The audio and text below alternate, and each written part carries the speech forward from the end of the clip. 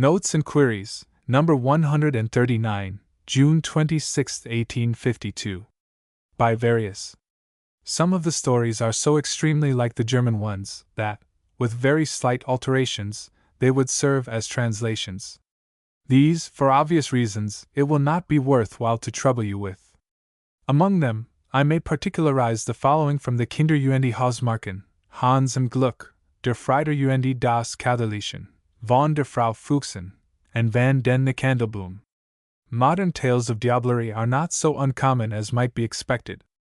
In the time of Chaucer, the popular belief ascribed the departure of the elves to the great number of wandering friars who mercilessly pursued them with bell, book, and candle, and at the present day, in the opinion of our uneducated peasantry, the itinerant sectarian preachers are endowed with similar attributes.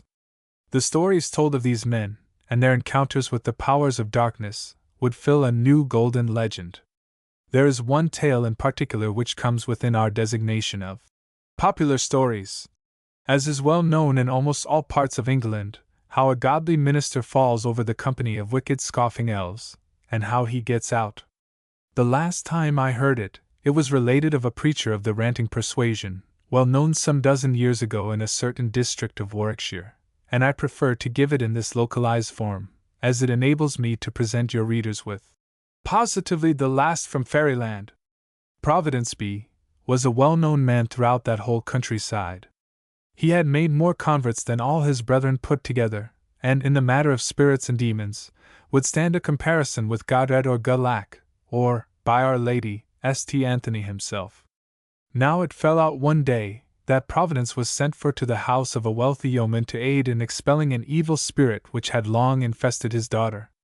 I must here remark, en parenthèse, that scenes of this fearfully ludicrous nature are far from unfrequent in our country districts. The besotted state of ignorance in which a great portion of our rural population are still enwrapped renders them peculiarly open to the fleecing of these fanatics, who, marvelous to relate, are almost everywhere looked upon with respect, and treated with the greatest consideration, proving incontestably that, mad as Christians used to be about the 17th century, there's others to be had in this the 19th just as bad. On this occasion the job proved a tough one, and it was not till a late hour that Prov set off on his road home.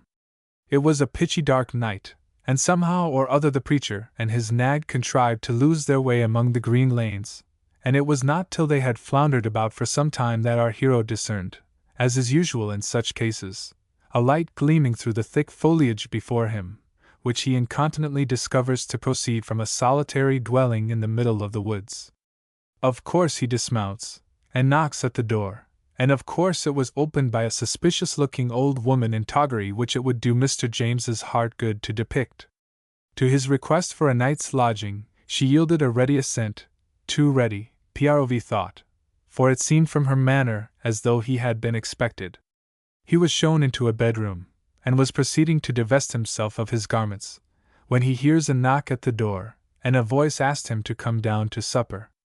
Prov made answer that he didn't want any, that he was in bed, and that moreover he was engaged at his devotions.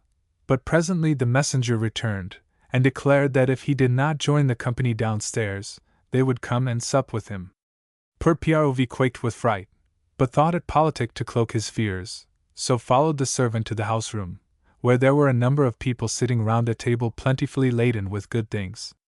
All of them were little, shriveled up, old men, and, as the chairman motioned Prov to a vacant seat, they all regarded him with a stare that made him feel the reverse of jolly. Although he is well acquainted with the neighborhood, he recognizes none of them. The meal proceeded in solemn silence.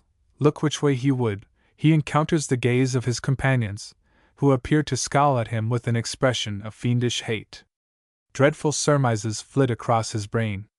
Suddenly his attention becomes directed to the posterior portion of the gentleman next him. By Jove! He has a tail. Yes, he has, and so has his neighbor, and so have they all. He fancies too he can trace a resemblance between the individual who sits at the head of the table and the fiend of the morning's exorcism. All is now clear as a pikestaff. It is a decided case of trepan.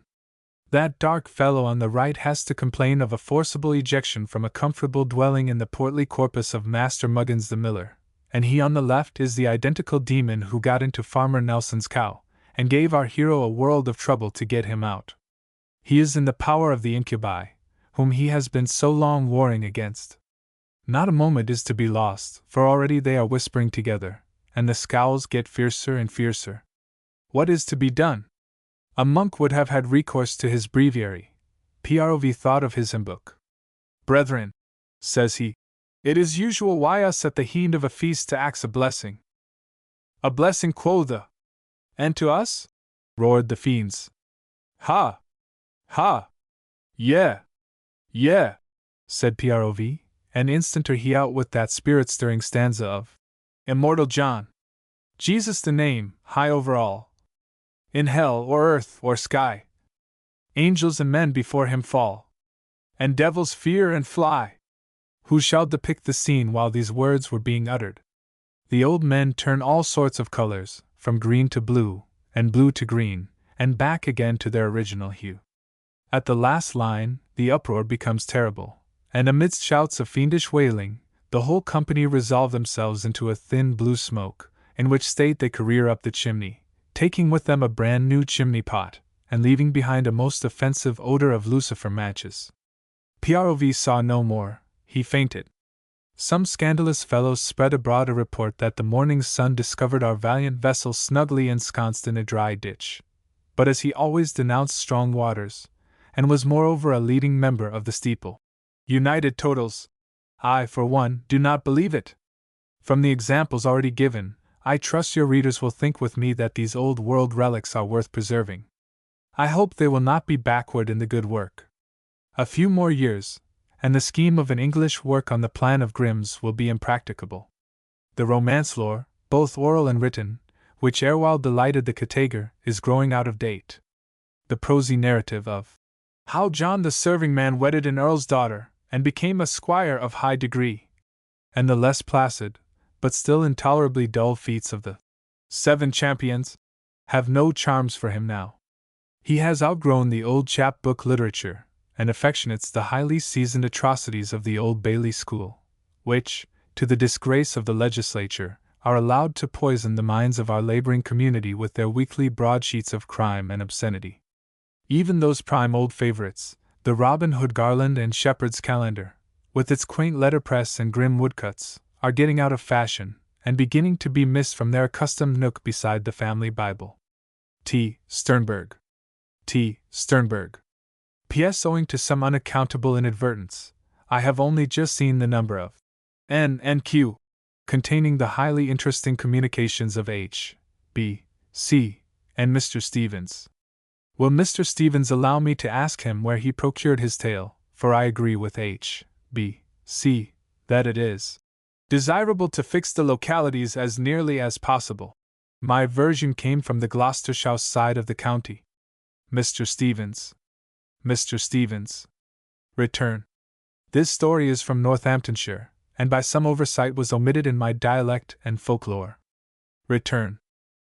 I use the term elves advisedly, for though, of course, the creed of Rantism does not recognize the existence of the mere poetic beings, yet it absolutely inculcates belief in all sorts of bona fide corporeal demons, which, like the club-footed gentry of the saintly hermits, are nothing more than Teutonic elfin in ecclesiastical masquerade.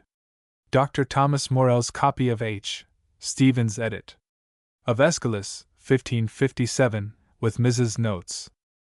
As your valuable paper is in the hands of scholars of every description in every part of the world, the following communication may meet the eye, and be of no slight interest to some of your classical readers, and, at the same time, give a stimulus to hunters at bookstalls. Some time since, in one of my hunts, I stumbled upon a very fine copy of Pet. Victorine's Vettori, edition of Aeschylus, printed by H. Stevens, 1557. I was much gratified in finding it had belonged to the celebrated Thomas Morell, D.D., F.R.S., F.S.A., the lexicographer, and had his bookplate and autograph. The margins were filled with many conjectures and emendations written in 2 very ancient hands, and besides some Mrs. Scholia on the Prometheus and Poesy. In carefully examining them, I found many were marked with the letters A and P.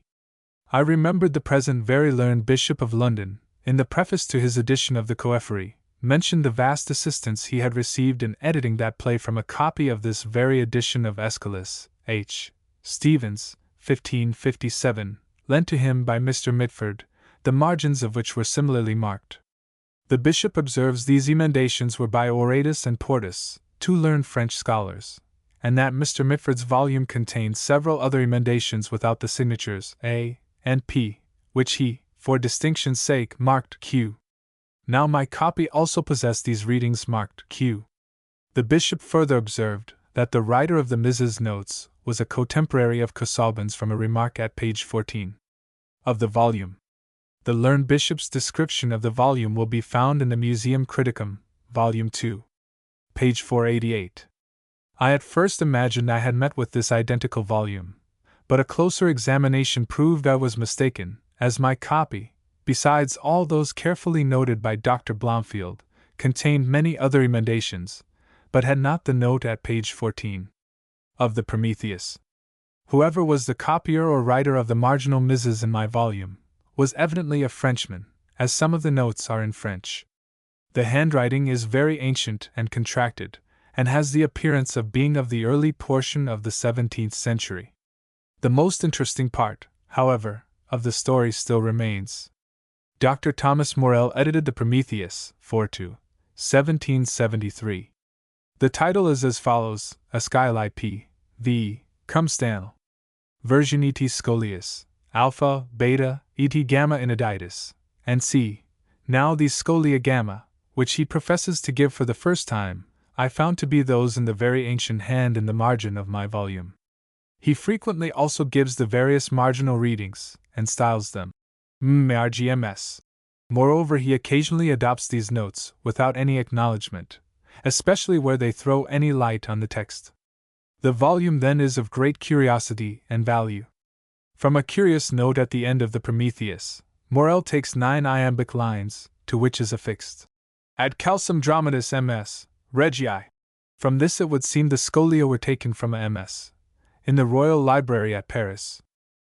Alpha, beta, gamma, gamma. We may observe then as a remarkable circumstance, that while Bishop Blomfield was describing the copy belonging to Mr. Mitford, a similar copy, with more notes, and of equal antiquity as to the Mrs. emendations, was in existence, and had once been in the possession of, and of much assistance to the great Dr. Morell. Where Morell got this volume, and how he should not have acknowledged the aid he derived from it, is a mystery. As I mentioned before, the handwriting is far prior to Morell's day. The volume is rendered still more interesting by its having many of Stanley's emendations, about which such a controversy arose from the observations made by Blomfield in his preface to the Agamemnon. And I am almost induced to think it might originally have belonged to Stanley, who made a similar use of it to what Morell did. Many of the emendations are still unedited. This valuable volume, therefore, is of great interest, 1. From the vast number of Mrs. readings, and 2. From its having been formerly in the possession of Dr. Morell, and the circumstances above mentioned. It is a very large and clean copy of the now scarce edition of H. Stevens, and your bibliographical readers will be astonished to hear I purchased it for 1 shilling. I may mention I showed it to the Bishop of London and Dr. Wordsworth, Canon of Westminster, who were both interested with it. The latter showed me in return several volumes of Mrs. collections for a new edition of Aeschylus, made by his lamented brother the late Mr. John Wordsworth, Fellow of Trinity College, Cambridge, perhaps the profoundest Greek scholar next to Porson the University of Cambridge ever possessed, and who so ably reviewed Professor Schofield's Aeschylus in the Philological Museum.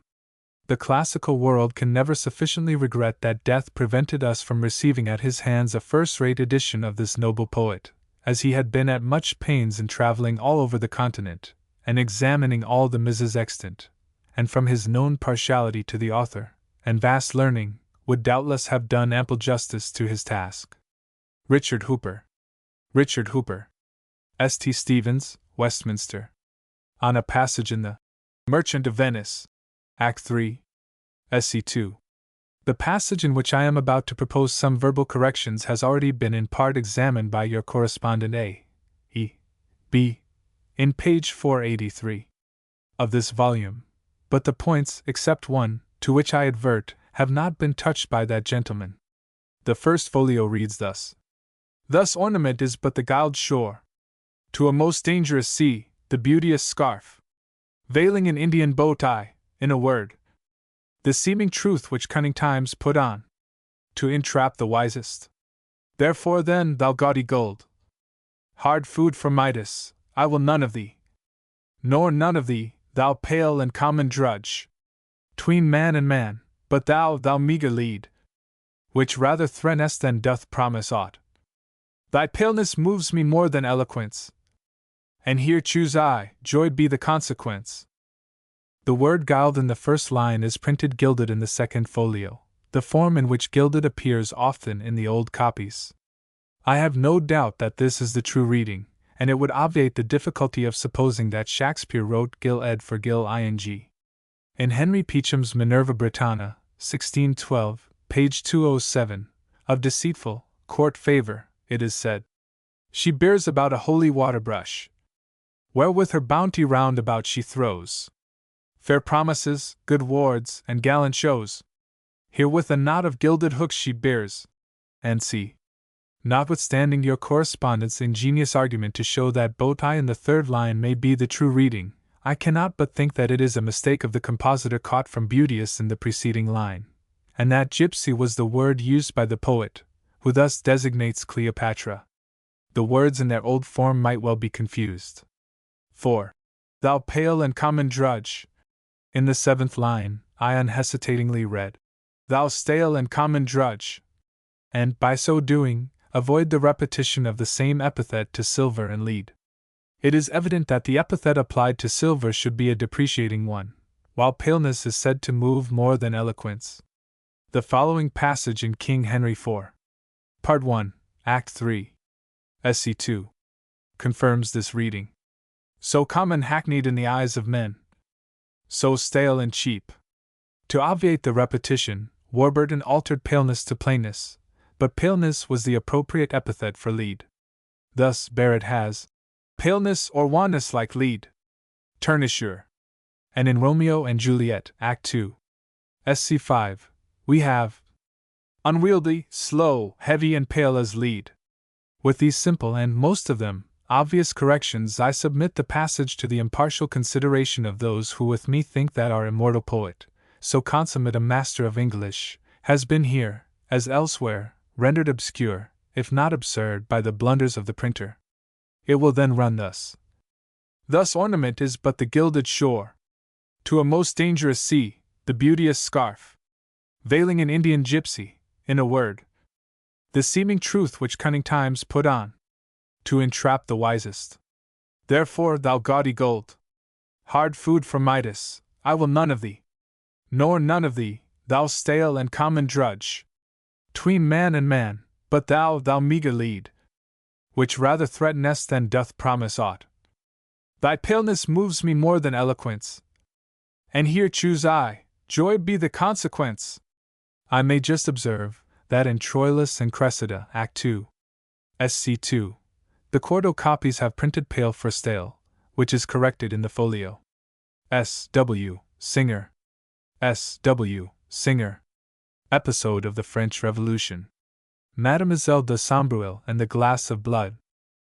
In the Abbaye, Sombreuil, the venerable governor of the Invalids, was brought up to the table, and Maillard had pronounced the words à la force, when the governor's daughter, likewise a prisoner, rushed through pikes and sabres, clasped her old father in her arms so tightly that none could separate her from him, and made such piteous cries and prayers that some were touched. She vowed that her father was no aristocrat, that she herself hated aristocrats. But to put her to a further proof, or to indulge their bestial caprices, the ruffians presented to her a cup full of blood, and said, Drink. Drink of the blood of the aristocrats, and your father shall be saved. The lady took the horrible cup, and drank, and the monsters kept their promise. Thus, in relating the massacres of September, writes the author of Knight's Pictorial Hist. of English, reign of Geo III, Volume 3. Page 160. And thus tradition has handed down to us this most horrible episode of the First French Revolution, one which made so deep an impression on my own mind that the scene was always uppermost whenever the atrocities committed during that eventful period of French history were under consideration. This impression, I am glad to say, has now been removed by M.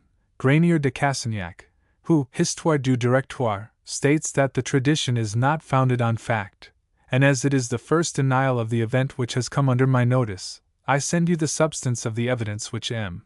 de Cassagnac brings forward in support of his statement. 1. The Marquise de Fausse-Landry, in her work Quelques uns des fruits aimers de la Révolution, does not make any allusion to the fact, although she was in the same chamber with Mlle de Sombreuil, and relates her heroic devotion to her father.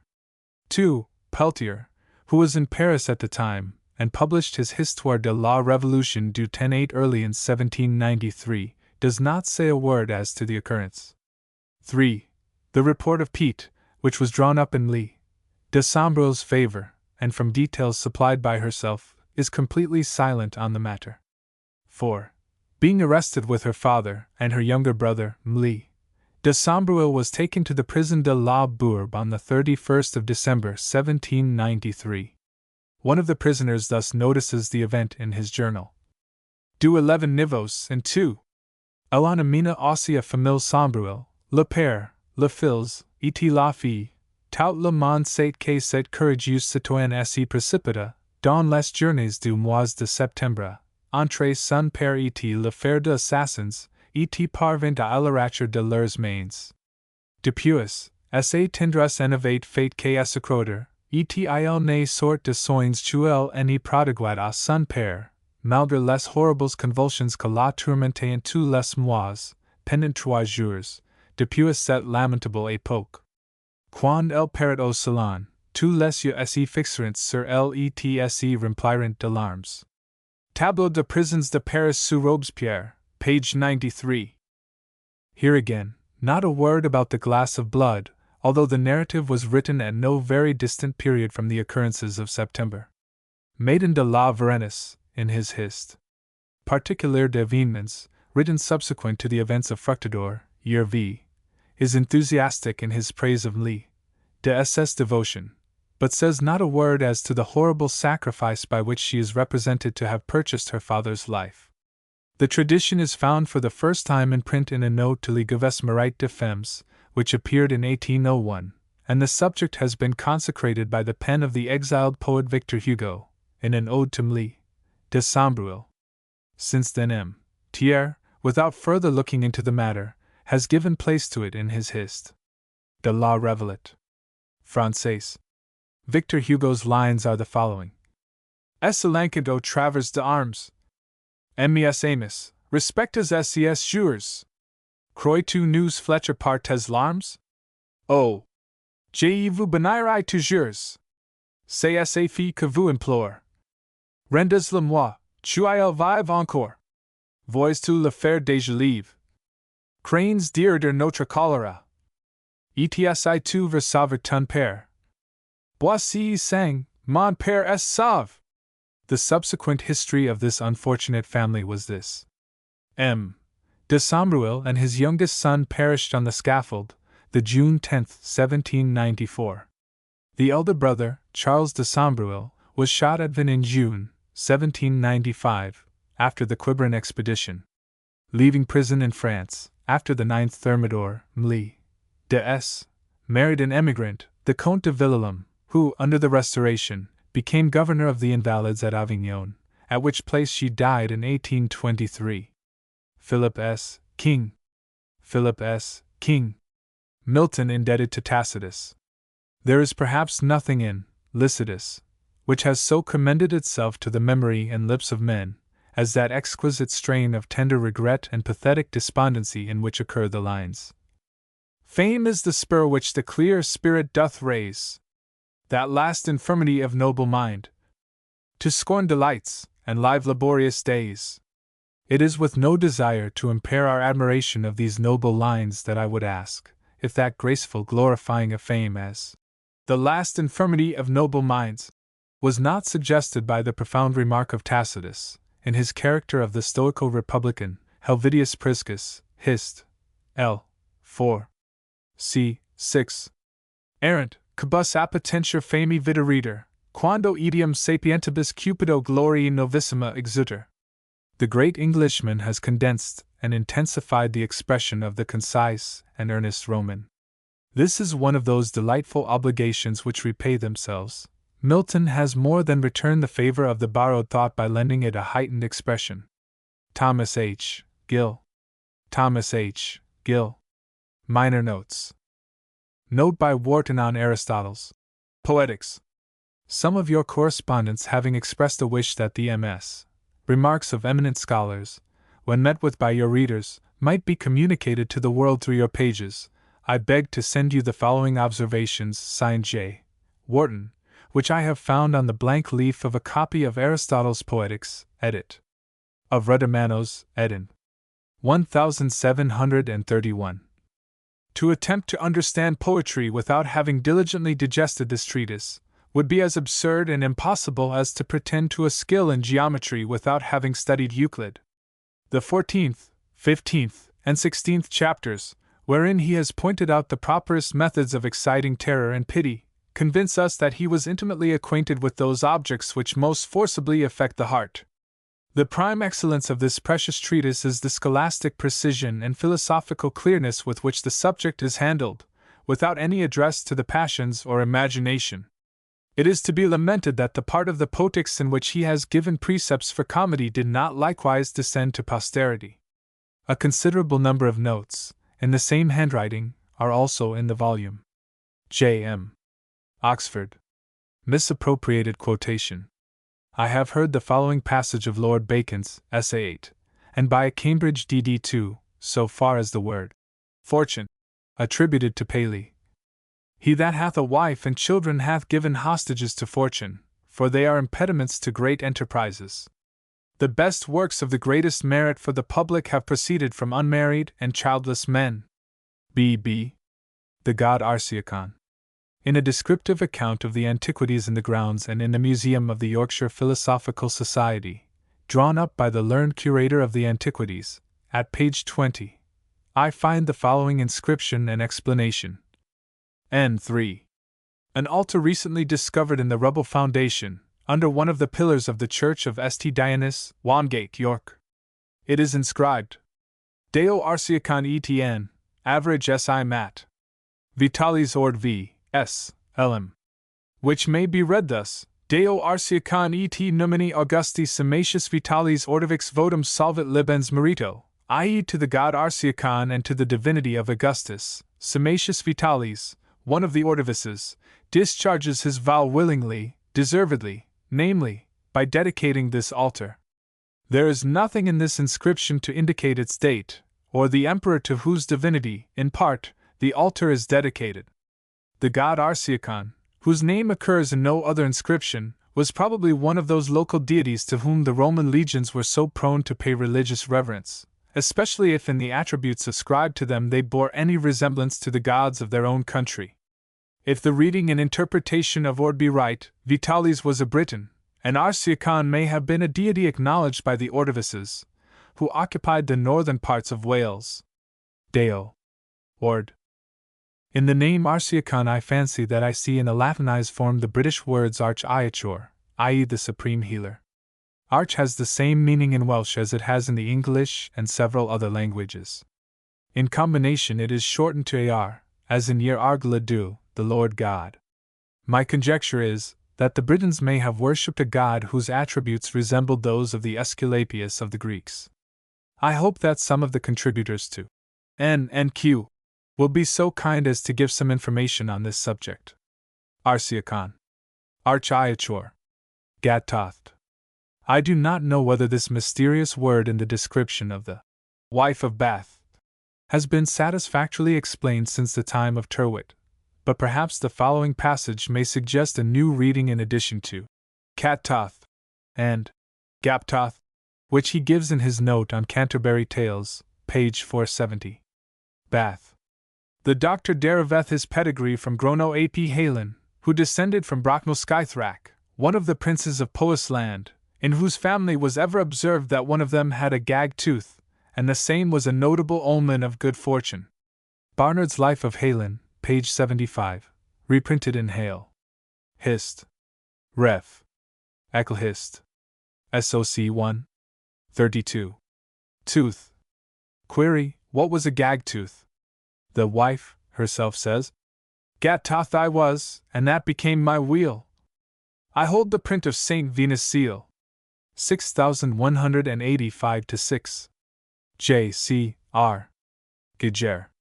The usage of this word by Shakespeare, in the second part of Henry IV, is another proof that he took refuge in Cornwall, when he fled from the scene of his deer-stalking danger. The Giger is the old Cornish name of the fiend, or the devil, and is still in use among the folk words of the West.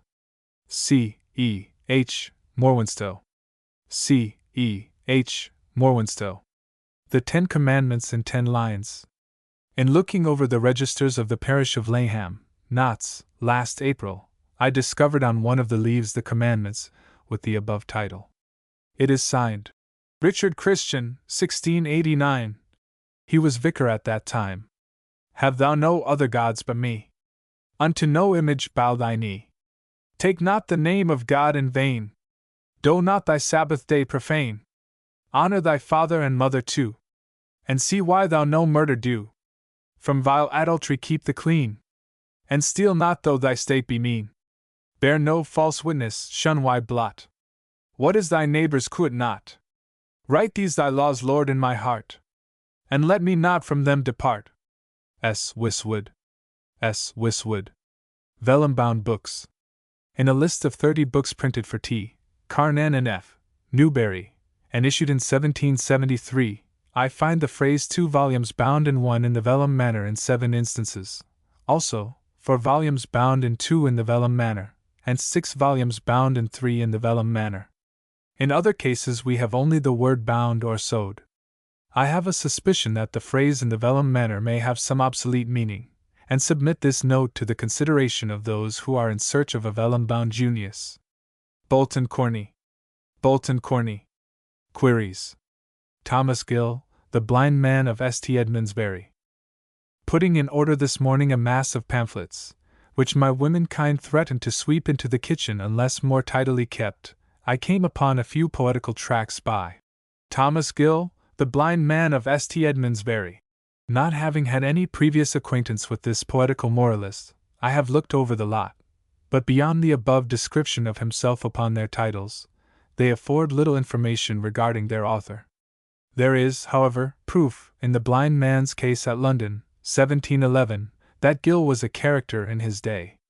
In what he loftily calls the argument to these 8 pages of doggerel, he says, The blind man of Bury, by the persuasions of his printer, and some other supposed friends, takes his wife with him to London, with an intention to settle there, where they met with so many inconveniences, and so great difficulties and charges, as soon disgusted them with the place.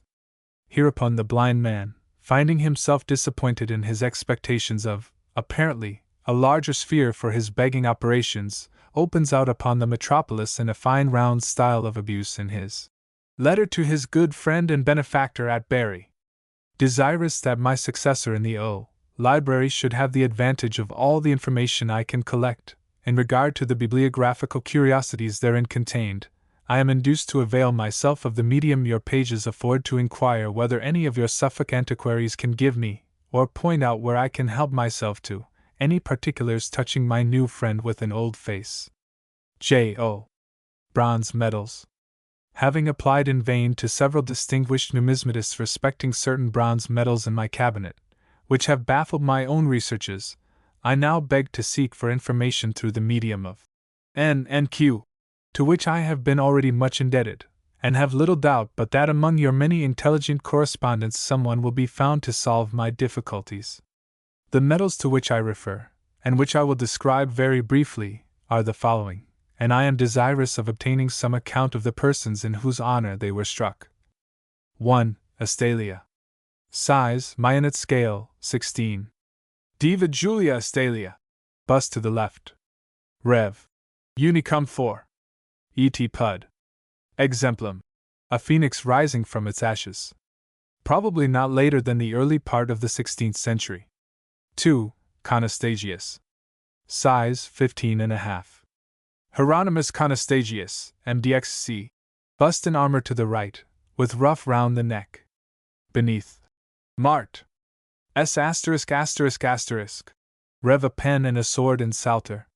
An oval in high relief, of Italian workmanship. MDXC. Mart. S******. 3. Muratus. Size 13.5. Franciscus Muratus IPF.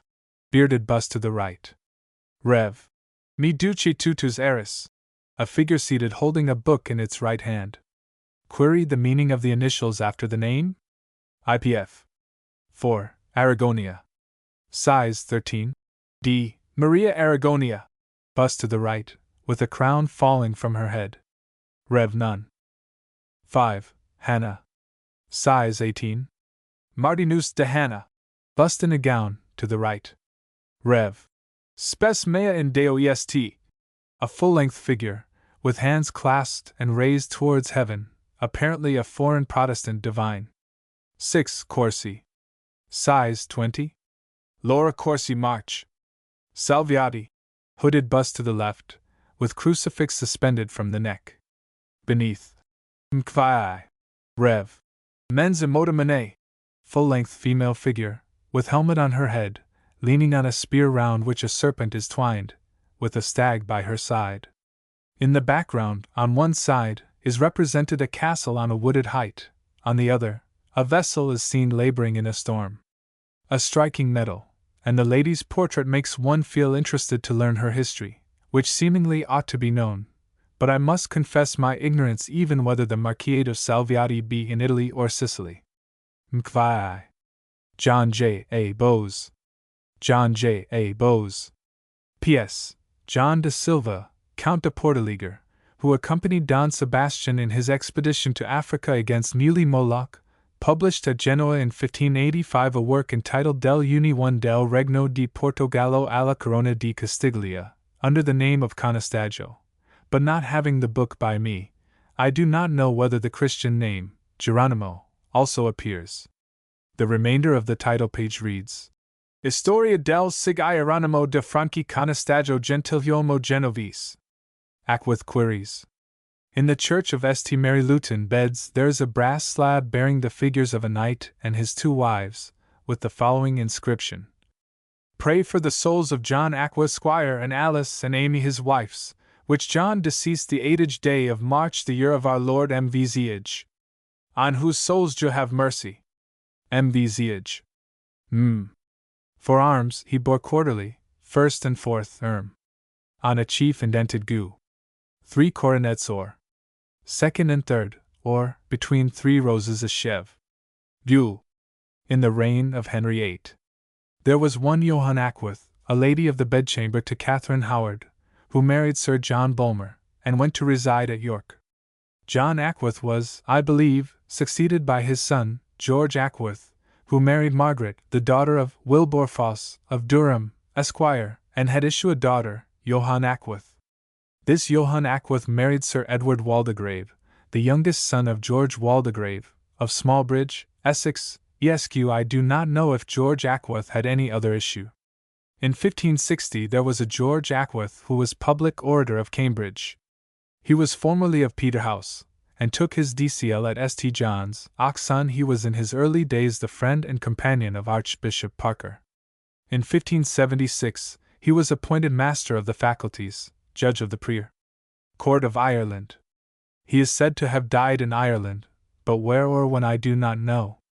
There was another of the name, Alan Ackworth, formerly of Magdalen Hall, Oxon, and vicar of St. Nicholas, Rochester, Kentucky. He was a sufferer by the Act of Uniformity, having been, in consequence of that act, expelled his vicarage in 1666. Of his subsequent history I find no trace. If any of your correspondents can give me any information relative to any of the above, their descent, or intermarriages, I shall be much obliged. The name is, I believe, an uncommon one, and is only borne, as far as I can learn, by one family now in existence. There was, however, another family of the name formerly belonging to Suffolk, who bore for arms, as say, a griffin segrient armed and long door. But I cannot find any trace of their residence, and see, or when they flourished or became extinct. I believe there was a baron of the name in the reign of one of the early Henrys, but unfortunately can discover no certain information about him. The above particulars are wanted for genealogical purposes. G.B.A. Minor queries. Row the boat, Norman. In the Chronicles of England collected by John Stow, and printed in 1580, is the following passage. 1454, John Norman Draper Myer.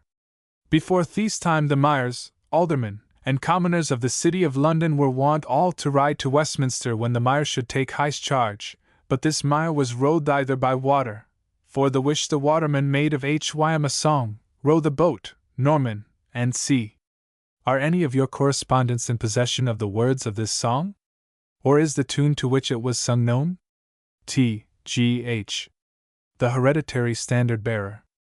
In Crawford's Peerage of Scotland it is mentioned that in the year 1107 Alexander I, by a special grant, appointed a member of the Caron family, to whom he gave the name of Scrimgeour, for his valor in a sharp fight, the office of Hereditary Standard Bearer.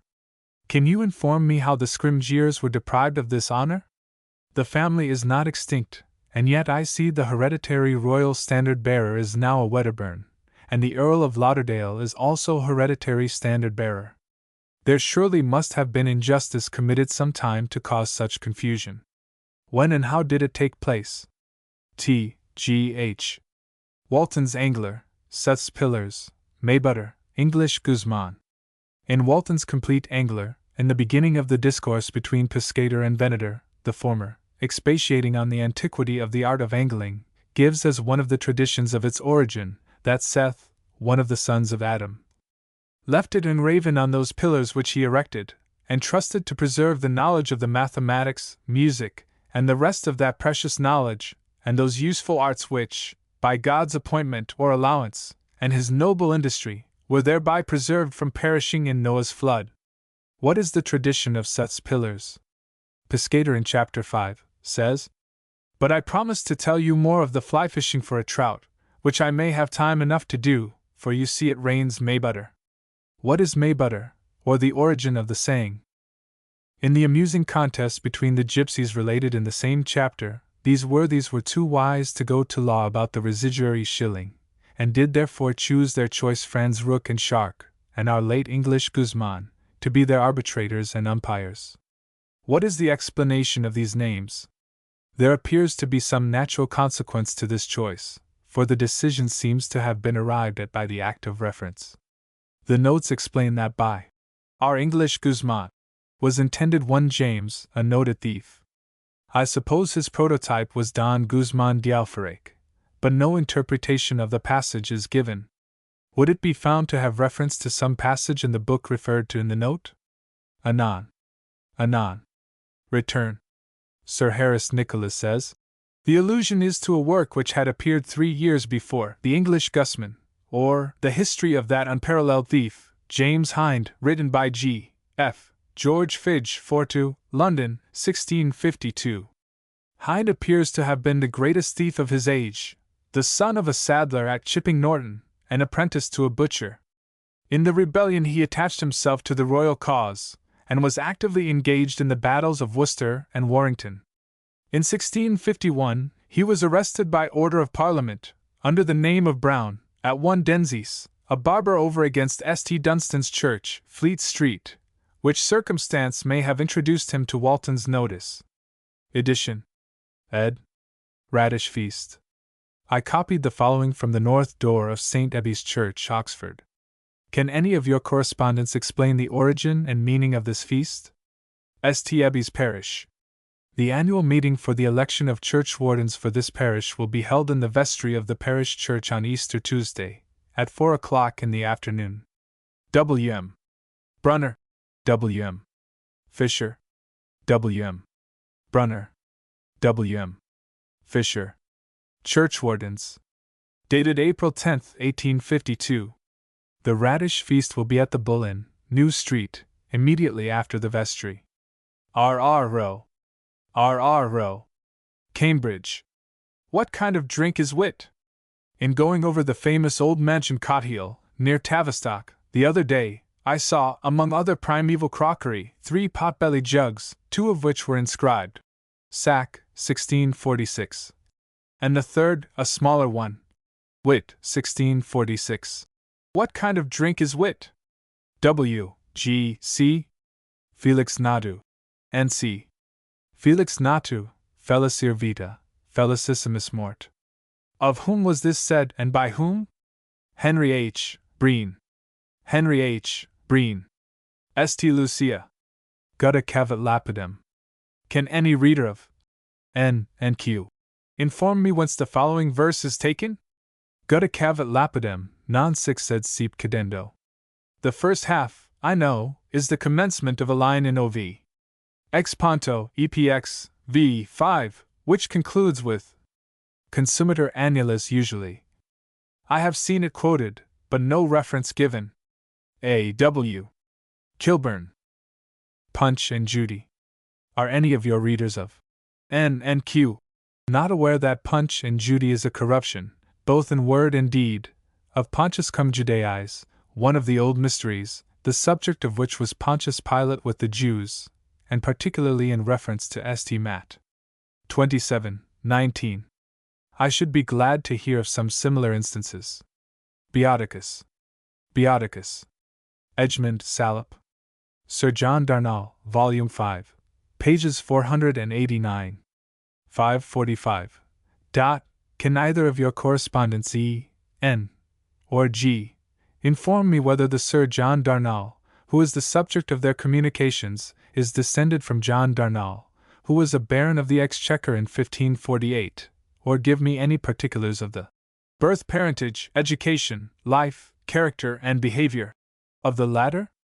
Edward Foss. Edward Foss.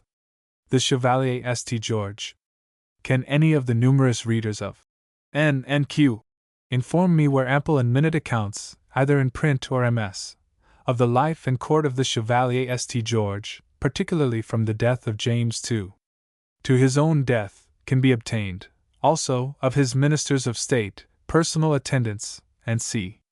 I have already examined such of the Stuart papers as have been published by Mr. Glover, and by Brown in his History of the Highland Clans. J. W. H. Declaration of 2,000 clergymen.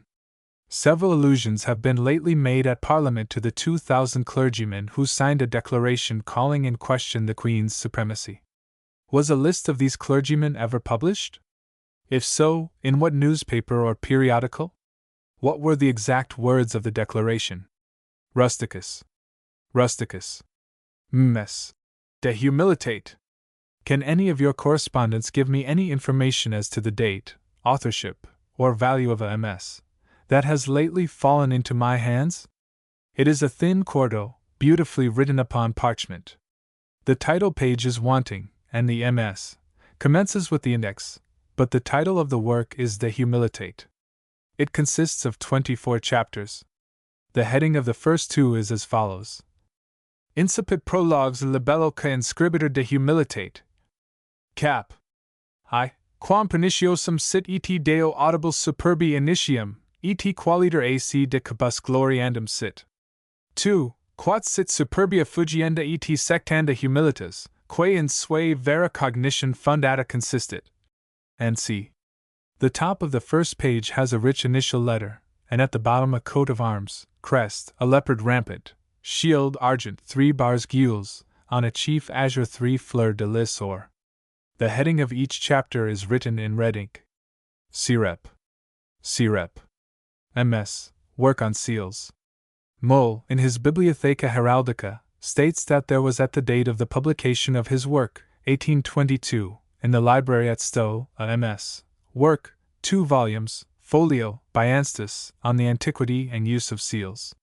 Can any of your readers inform me in whose possession this work now is? A.O.D.D. Sir George Carew. Sir George Carew, the able commander and crafty statesman of Queen Elizabeth's time, was created Earl of Totnes. His grandfather mortgaged his ancestral estate of Carew, in Pembrokeshire, to Sir Rhys A. P. Thomas, who, with its subsequent possessors, Sir John Perrot and the Earl of Essex, made great additions to Carew Castle, the magnificent remains of which entitle it to be called the ruined Windsor of Wales. The Carews then pushed their fortunes in Ireland, and endeavoured to recover the Marquis of Cork on an obsolete and false claim. The writer wishes for an accurate pedigree of Sir George Carew, showing his relationship to Sir Peter Carew, who was buried at Ross, and to Sir Peter, who was killed at the skirmish of Glendalough in 1581. H. Docking horses' tails. I should be glad to learn when the practice of docking horses' tails commenced in England, or in any country of Europe, and what was the immediate cause of this amputation. I cannot trace in the plates of Froissart, or others of a later date, any indication of this practice, and in them there are no tails lopped of their fair proportions. What other nations besides the English have ever docked their horses' tails, and where is any account to be found of their reasons for so doing? If any of your correspondents will answer these queries, I shall feel obliged. Tail. St. Albans, William, Abbot of. Archbishop Morton addressed a monition in 1490 to William, Abbot of St. Albans. It is to be found in Wilkins' Concilia 3. 632, and is extracted from Archbishop Morton's Register, folios 22. B. Now, in Tanner's Notitia, and in Dugdale's Monasticon, it is stated that William Wallingford, Abbot of St. Albans, died in 1484, and that the chair was vacant until 1492, when Thomas Ramrage was elected abbot. Archbishop Morton's original letter is, I believe, to be seen in the Register at Lambeth, and its date is distinctly 1490. This date, moreover, agrees with the excerpta of Dr. Duquerel in the British Museum. Can any of your readers solve this difficulty for me, as I am anxious to know immediately whether I may safely identify William, the notorious evil liver of Morton's monition, with Wallington, who bears a respectable character in Dugdale's Monasticon? L. H. J. Tana. L. H. J. Tana. Jeremy Taylor on Friendship. I am grieved at every sad story I hear. I am troubled when I hear of a pretty bride murdered in her bride chamber by an ambitious and enraged rival. N.C. Jeremy Taylor on Friendship, page 37, Folios, London. 1674. This was written AD 1657. What is the case referred to? AD. C.P.E. Colonel or Major General Lee. The dates of his letters tend to prove that Lee was on the continent in 1770, and this is apparently borne out by the memoirs, published both in America and in England. But Dr. Girdleston, in his strange work published in 1813, asserts that on the April 20th, 1770, at the christening of Sir Charles Davis's eldest son, Charles Sidney, Lee was at Rushbrook in Suffolk. The proof, however, is not adduced in a simple and straightforward manner. At page 6, Dr. Girdlestone tells us that some person, not named, remembers that Lee stood sponsor, and c. At page 7, that the register proves that the baptism took place on the April 20th, 1770, and at page 13, that the register proves that Lee was on the April 20th in that church. This last is the only fact bearing on the question at issue. Will any of your intelligent correspondents residing at Bury favor you with a copy of the register of the baptism of Charles Sidney on the April 20th, 1770? C.M. L. Roses, all that's fair adorn. Can you inform me where I can find a copy of an old poem, which begins as follows? Roses, all that's fair adorn. Rosy-fingered is the morn. And c. Since I have searched in vain for it. W. S. Minor queries answered. Donne. In Walton's Life of Donne it is said that Donne left behind him the resultants of 1,400 authors, most of them abridged and analyzed with his own hand. He left also some 60 of sermons, all written with his own hand. Can any one tell me what has become of these misses, and where they are now to be found if they still exist? Ajax.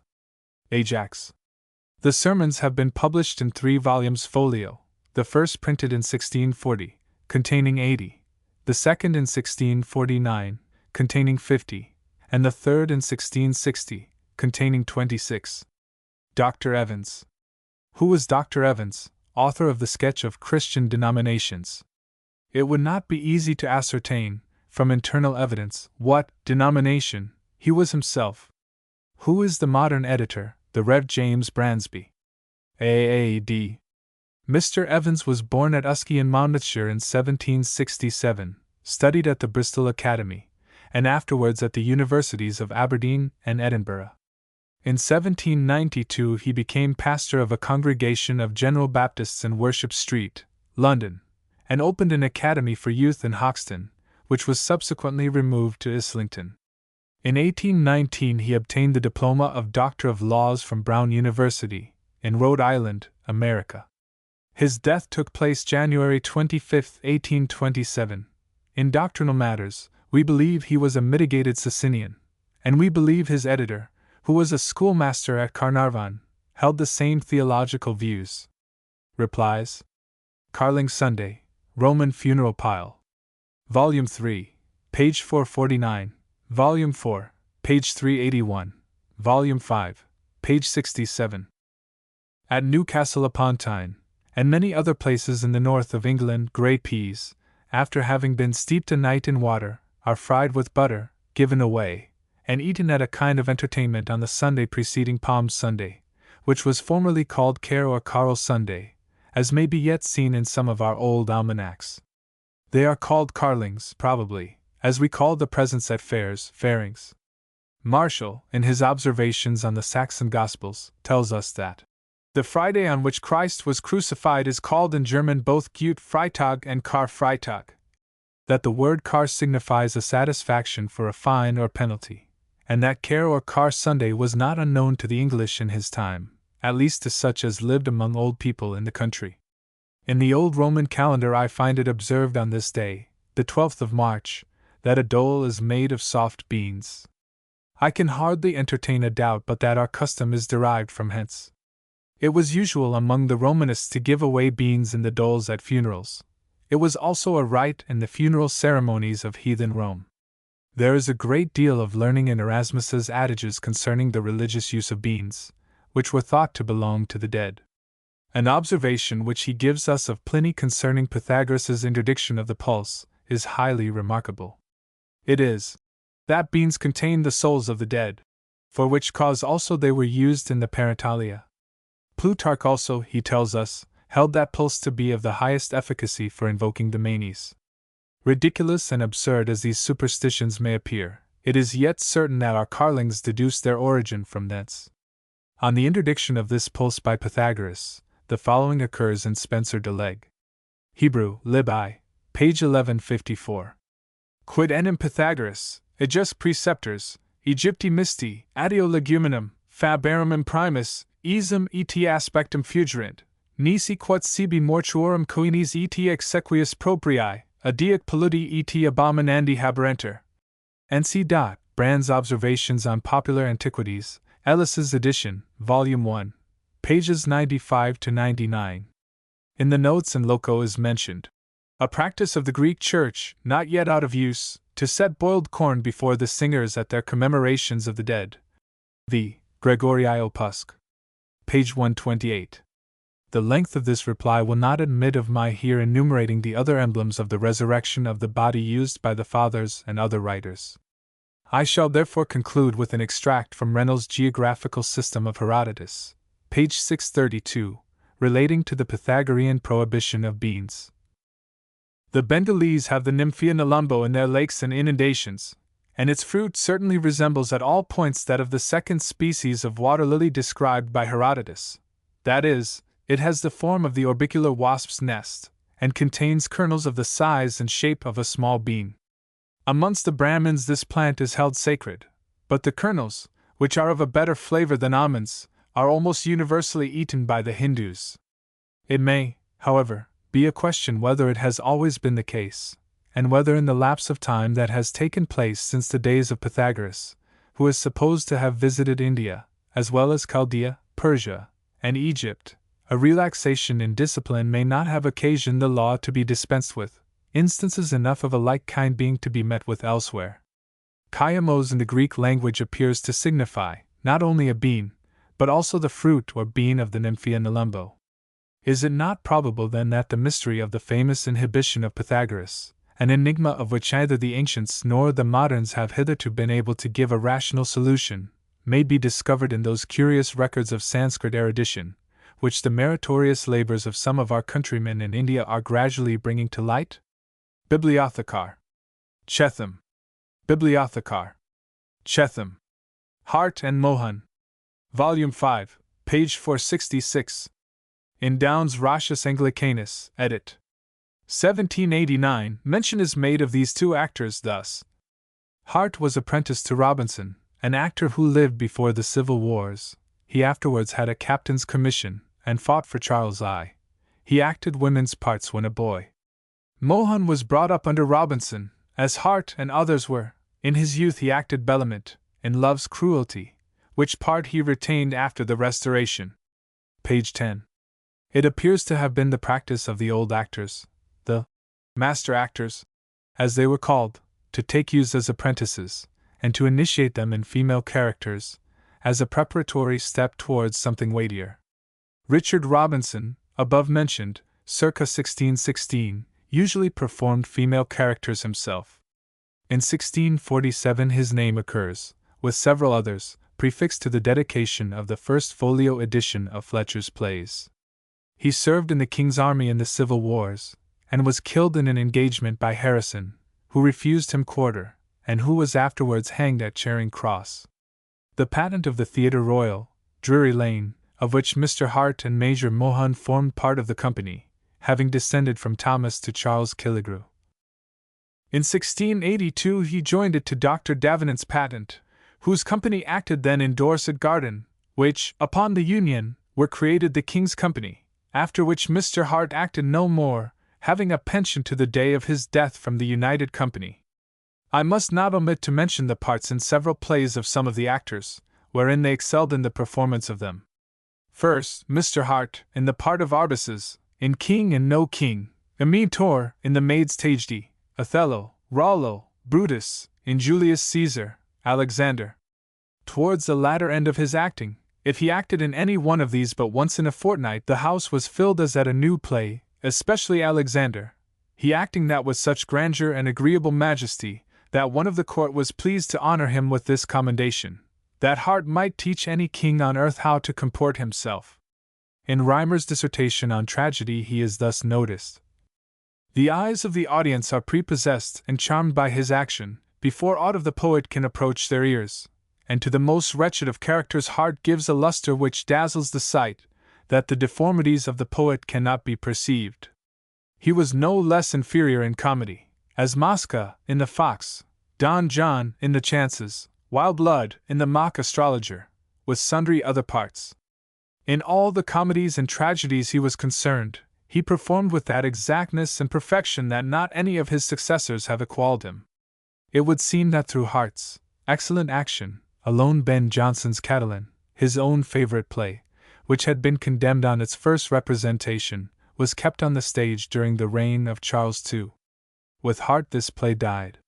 Previous to Nell Gwyn's elevation to royal favor, it is said, upon the authority of Sir George III, in Lives of the Most Celebrated Beauties, and c. 1715, she was protected by Lacy, and afterwards by Hart. Whether this be true or not, it is certain that she received instructions in the thespian art from both of these gentlemen. The cause of Hart retiring from the stage was in consequence of his being dreadfully afflicted with the stone and gravel, of which he died some time after, having a salary of 40 shillings a week to the day of his death. Hart's Christian name was Charles. He is believed by Malone to have been Shakespeare's great-nephew. Major Mohan remained in the United Company, after Hart's retirement. He was eminent for Volpone, Face, in The Alchemist; Melanchus, in The Maid's Tragedy; Mardonius, in King and No King; Cassius, in Julius Caesar; Clitus, in Alexander; Mithridates, and c. An eminent poet, seeing him act this last, vented suddenly this saying: "O Mohan, Mohan! Thou little man of metal, if I should write 100 plays, I'd write a part for thy mouth." In short, in all his parts he was most accurate and correct. Reimer remarks. We may remember, however we find this scene of Melanthius and Amyntor written in the book, that at the theatre we have a good scene acted, there is work cut out, and both our Aesopus and Ratius are on the stage together. Whatever defect may be in Amyntor and Melanthius, Mr. Hart and Mr. Mohun are wanting in nothing. To these we owe what is pleasing in the scene, and to this scene we may impute the success of the maid's tragedy. Major Mohun's Christian name was Michael.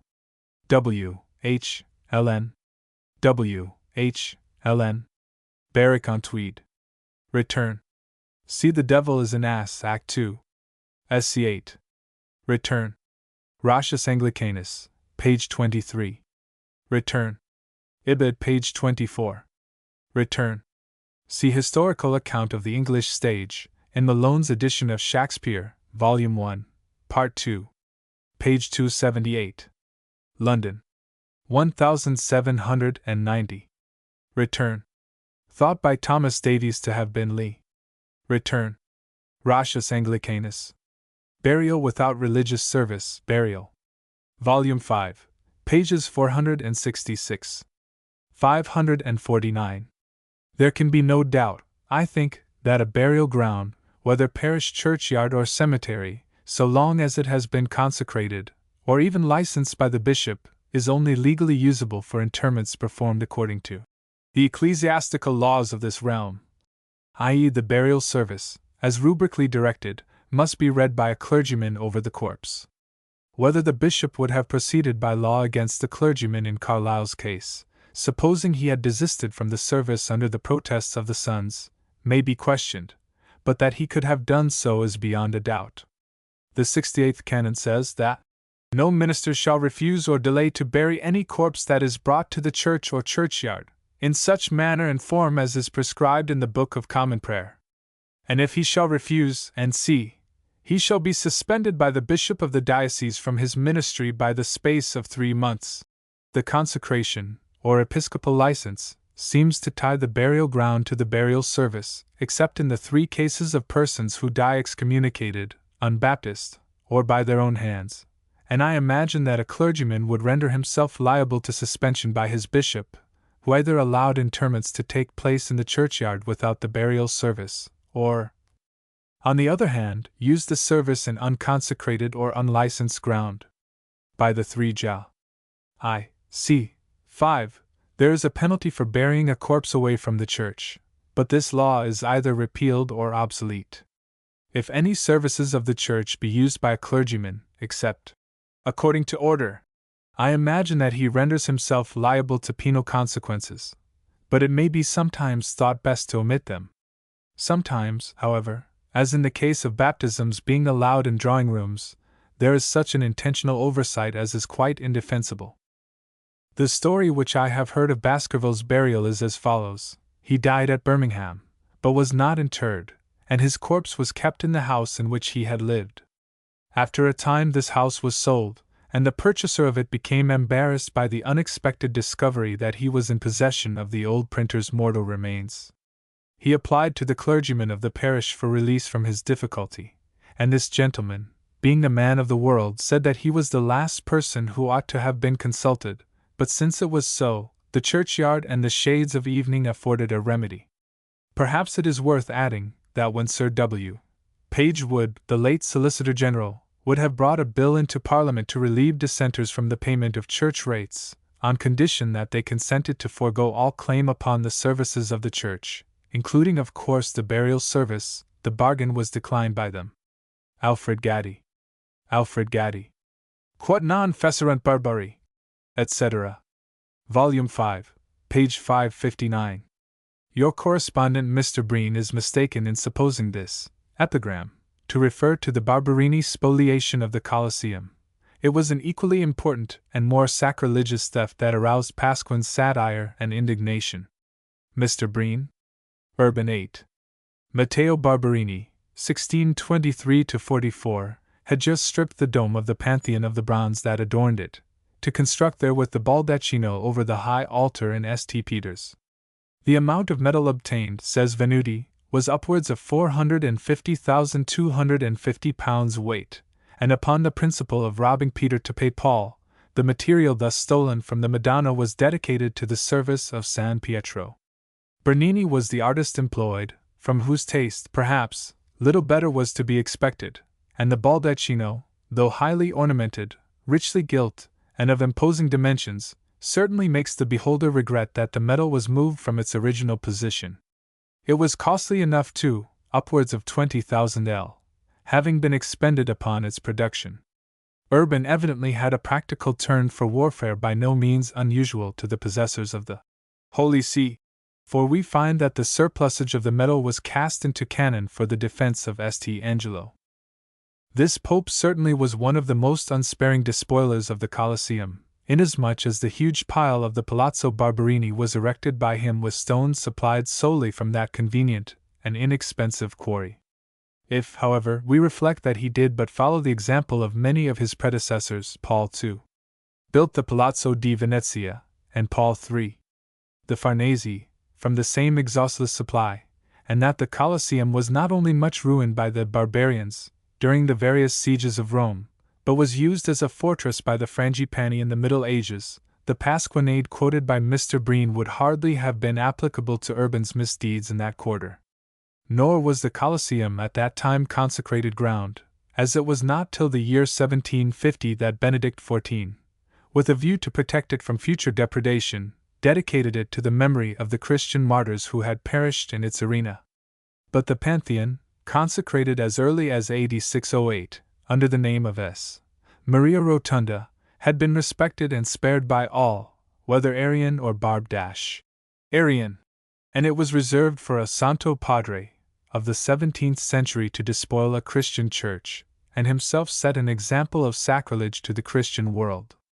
Urban was the sole member of the Barberini family, of Florentine extraction, that ever attained the papal tiara. The amount of wealth stated to have been amassed by him during his pontificate appears almost fabulous.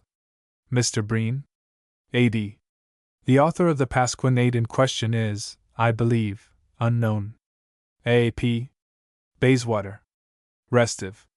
Volume 5, page 535. I am inclined to think that your correspondents, however deeply they may be versed in folklore, are generally not much acquainted with horse lore. Such, at least, is the opinion that is warranted by the extraordinary nature of the questions, not many in number, it is true, which have been put in relation to that subject, and of the replies that have been given to them. In the case now before us, J. R. has only superficially considered the matter. He takes one out of many definitions in our dictionaries, and on that takes his stand he is manifestly in error. The tempting facility of referring all words similar in appearance to the same etymon lies at the root of his mistake, for restive, as he will find on more patient investigation, is by our lexicographers, Richardson, for example, classed under a different root from rest, used to express quiescence, or repose. Restive, or more properly restif, is equivalent to the French retif, or Italian restio, and, as applied to horses, means those which resist the will of their rider. Hence, whether in standing stock still, in running away, in rearing, in plunging, or in kicking, they employ their natural means of defense against the control of the cavalier, and may equally be called restif. In support of this view, take the following quotation, to which others might be added. It is from Grison, Ordini di Cavalcare 4-2, 1550.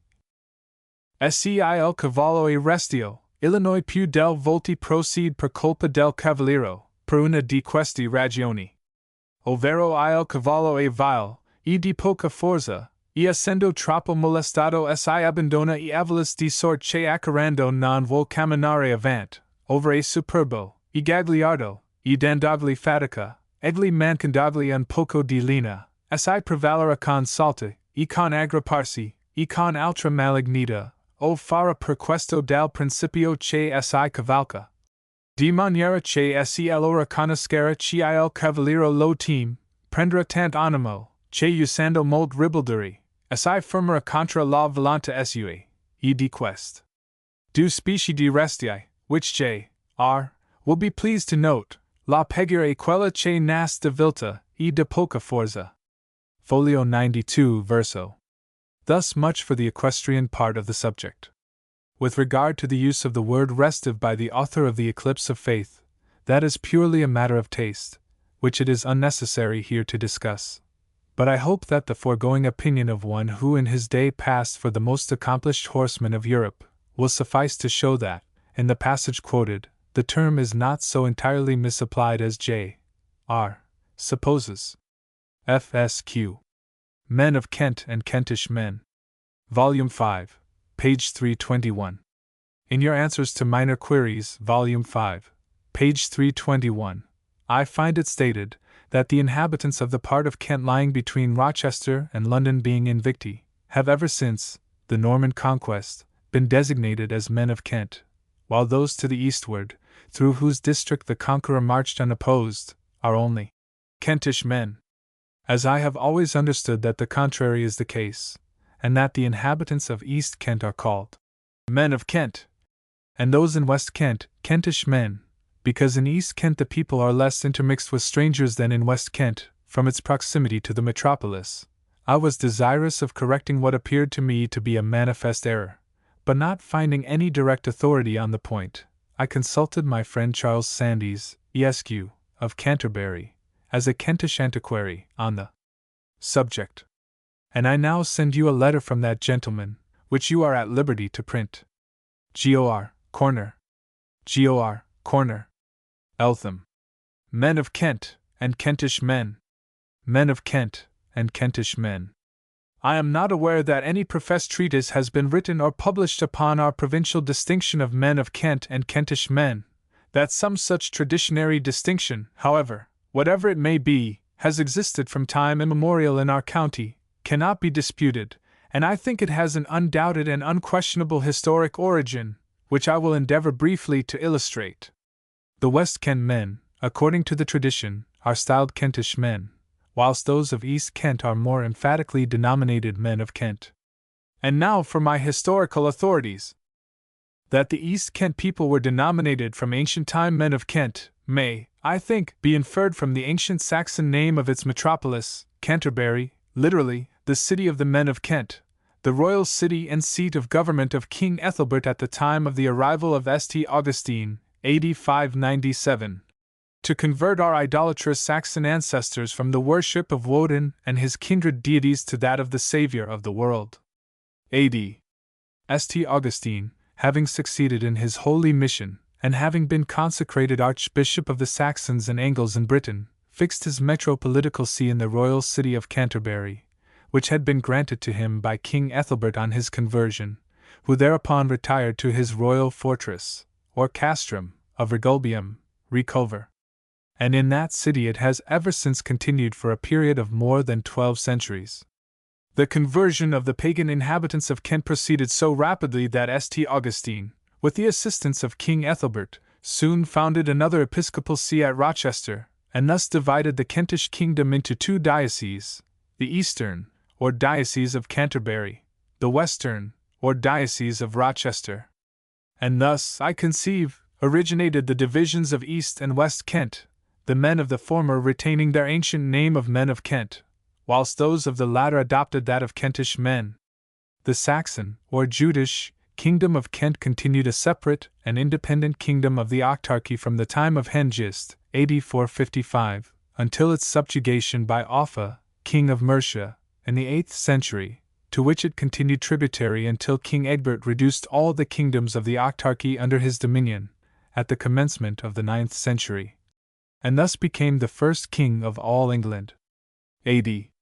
That Kent was separated at an early period into the two divisions of East and West Kent may be inferred from a charter Kemble, Cod. Dipple. 2, 19.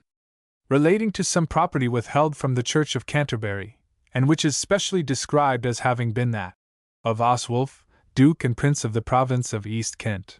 Dux et Princeps Provincii Orientalis Kenti, c. AD 844. AD. The Saxon Chronicle also confirms this view of the matter thus. AD 853. Ylher with the men of Kent fought in Thanet against the heathen army Danes. Thanet is in East Kent. AD 865. The heathen army sate down in Thanet, and made peace with the men of Kent, and the men of Kent promised them money for the peace. A.D. 902. Battle at the Holmes, between the Kentish men and the Danish men. This, I take it, occurred in West Kent. A.D. 999. The army Danes went up along the Medway to Rochester, and then the Kentish forces stoutly joined battle, and full nigh all the West Kentish men they ruined and plundered. A.D. 1009. Then came the vast hostile army, Danes, to Sandwich, and they soon went their way to Canterbury, and all the people of East Kent made peace with the army, and gave them £3,000. A.D. Thus, I trust, I have satisfactorily shown from our ancient annals that the distinction between Kentish men and men of Kent existed at a period long anterior to the Norman conquest, and is distinctly recognized in the foregoing historical passages. And its origin may, I think, be attributed to the ancient division of the Judish kingdom of Kent into the two dioceses of Canterbury and Rochester. Our Gavelkind tenure and free Kentish customs, of which I have attempted a history in my recently published Consuetudines Canci, gave rise to our well-known old provincial song of the man of Kent, its burthen being of Britain's race, if one surpass, a man of Kent is he. Charles Sandys, F.S.A. Charles Sandys. Canterbury. Replies to Minor Queries. Speculum Christianorum, N.C., Volume 5, page 558. In case no fuller information should be forthcoming on this tract, allow me to refer Mr. Simpson to Ames's Typographical Dictionary, page 113, where is an account of what is apparently another edition of the above, printed by William Maclinia, or Macklin, about the year 1480. The title runs thus: Incipit Liber Convocator Speculum Christiani. It is a short exposition of the common topics of divinity of that time, for the most part in Latin, but there is some English which is chiefly in rhyme. The first English lines are: Mr. Simpson, in Holland shall dwell alle Christen men, that know and keep God's biddinges 10. At the end after: Explicit Liber Convocator Specula Christiani. Sequitur expositio orationis dominus cu quodam bono notabili et sept capitalia vicia cu aliquibus remus ieru. Afterwards: Sequuntur moneta de verbis bibi Isidori extracta ad instruendo homini qualiter vicia valic uter et in bonus se debit informar. The whole concludes with this colophon: Gest libellus impressus est opulentissima sutate Londoniarum per me Wilhelmum de Maclinia ad instantiam nec non expenses Henrici Frankenberg Mercatoris. The author is said to be John Wotton in the Catalogue of Mrs. in England and Ireland, CCC, Oxon N. CLV. Page 53. J. Eastwood. J. Eastwood. Smith's Mrs. relating to Gloucestershire, Volume 5, page 512. Aquarius writes to know where any of these may be seen. The original manuscript, 3 volumes folio, was given to the Library of the College of Arms, through the hands of Sir Charles Young, by the Rev. R. West Huntley of Boxwell Court, about 1835, who became possessed of it by a legacy from a descendant of Mr. Smith. There is another copy in the evidence room at Berkeley Castle, and another in the library of Smith Owen, Esq., a descendant from the author, at Condover Hall, Shropshire. There is another copy in the possession of the Hon. Robert Berkeley at Spetchley Park, Worcestershire. And an imperfect copy was sold at the sale at Hill Court, Gloucester, in 1846. It was bought by a bookseller from Mr. Piggott of Brockley. It was resold in 1849, but to whom I could never find out. This last is also in 3 volumes. 2 of these match in the binding, but the third does not. The leather of this odd volume is thickly studded with the portcullis. The imperfection of this set consists in being unfinished in many parts. Mr. Huntley's is considered the first copy of that at the castle, and that at Condover was probably Mr. Smith's own. The Hill Court copy seems to be about the same date. The abstracts and extracts of these Mrs. as published by Fosbroke in 1821 are but a tantalizing meager sample of the very rich store of genealogical and historical information which the originals contain. H. T. Ellicombe. H. T. Ellicombe. CLYSDST George, Devon. M. Barrier and the Quarterly Review, Volume 5, pages 347. 402. As I see that J. R. of Cork has resumed his correspondence with N. and Q. I beg leave to call his attention to his statement, and to my inquiry under the above references, any one or two instances of what is stated to be so frequent a practice will suffice. C. I do not know what the truth may be. Volume 5, page 560. The lines run thus in the Lay of the Last Minstrel, Canto 2. 22. 2. I cannot tell how the truth may be. I say the tale as 'twas said to me. J. Eastwood. J. Eastwood. J. M. D. P. Waters, Naso, L. X. R. W. J. B. S. B. R. J. Mary and C. have also furnished us with replies to this query. D. P. Waters. Naso. Mary. Optical Phenomena, Volume 5, page 441. You have not yet published any satisfactory reply to the optical query of N. B. at page 441 of the present volume. I apprehend there is not much difficulty in finding the solution. I attribute the phenomenon to the refraction of light through a stratum of air that is more dense than the surrounding air. Every solid is coated by such a stratum. This is the well-known fact of adhesion alluded to by Liebig in his Letters on Chemistry, First Series, Second Edit. By Gardner, page 16. C. Mansfield Ingleby. C. Mansfield Ingleby.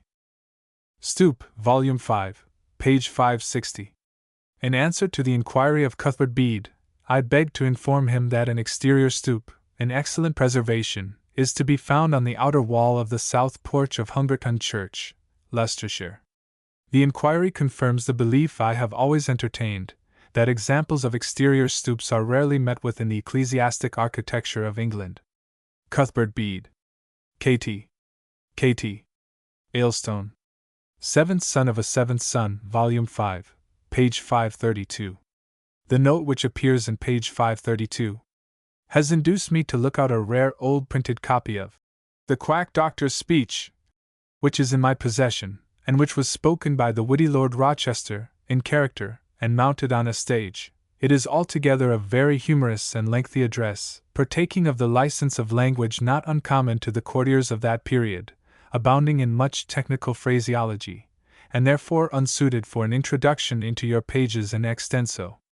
The titles assumed, however, are in character with the pretensions claimed by virtue of being the seventh begotten son of a seventh begotten father, and may perhaps prove an interesting addition to the collection of instances recorded by your correspondent Henry Edwards. Henry Edwards. Gentlemen. I, Waltho van Clauderbalk, High German doctor, chemist and dentrificator, native of Arabia Deserta, citizen and burgomaster of the city of Brandipolis, seventh son of a seventh son, unborn doctor of above 60 years' experience, having studied over Galen, Hippocrates, Albumazer, and Paracelsus, am now become the Aesculapius of this age. Having been educated at 12 universities, and traveled through 52 kingdoms, and been counselor to the counselors of several grand monarchs, natural son of the wonder-working chemical Dr. Signor Hanizio, lately arrived from the farthest parts of Utopia, famous throughout all Asia, Europe, Africa, and America, from the sun's oriental exaltation to his occidental declination. Out of mere pity to my own dear self and languishing mortals, have by the earnest prayers and entreaties of several lords, dukes, and honorable personages been at last prevailed upon to oblige the world with this notice, and see. Venienta currite morbo, down with your dust. Principiis obsta, no cure, no money. Querenda pecunia premium, be not sick too late.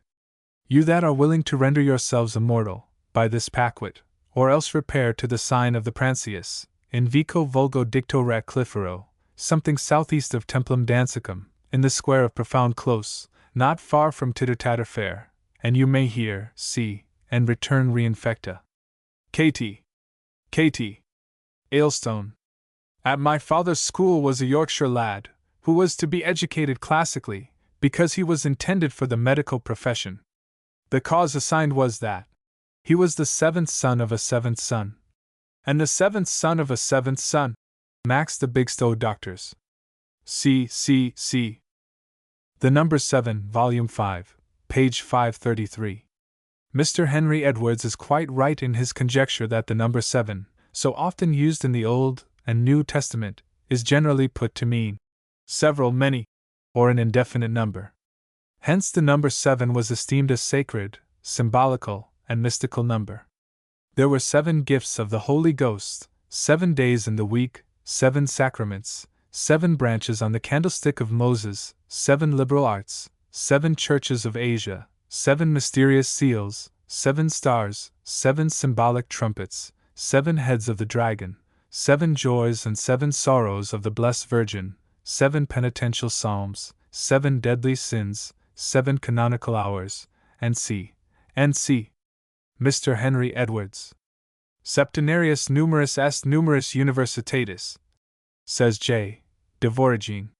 See also Bede, Duranty, and Rabanus Maurus on the mystical explanation of this number. A curious French MS, belonging to the latter part of the 13th century, has a singular illustration of the number 7. It is a miniature, a wheel cut into 7 rays, and composed of 7 concentric cordons. The rays form 7 compartments, divided into as many cordons, containing in each cordon one of the 7 petitions of the Lord's Prayer, one of the 7 sacraments, one of the 7 spiritual arms of justice, one of the 7 works of mercy, one of the 7 virtues, one of the 7 deadly sins, and one of the 7 gifts of the Holy Ghost. Sirep.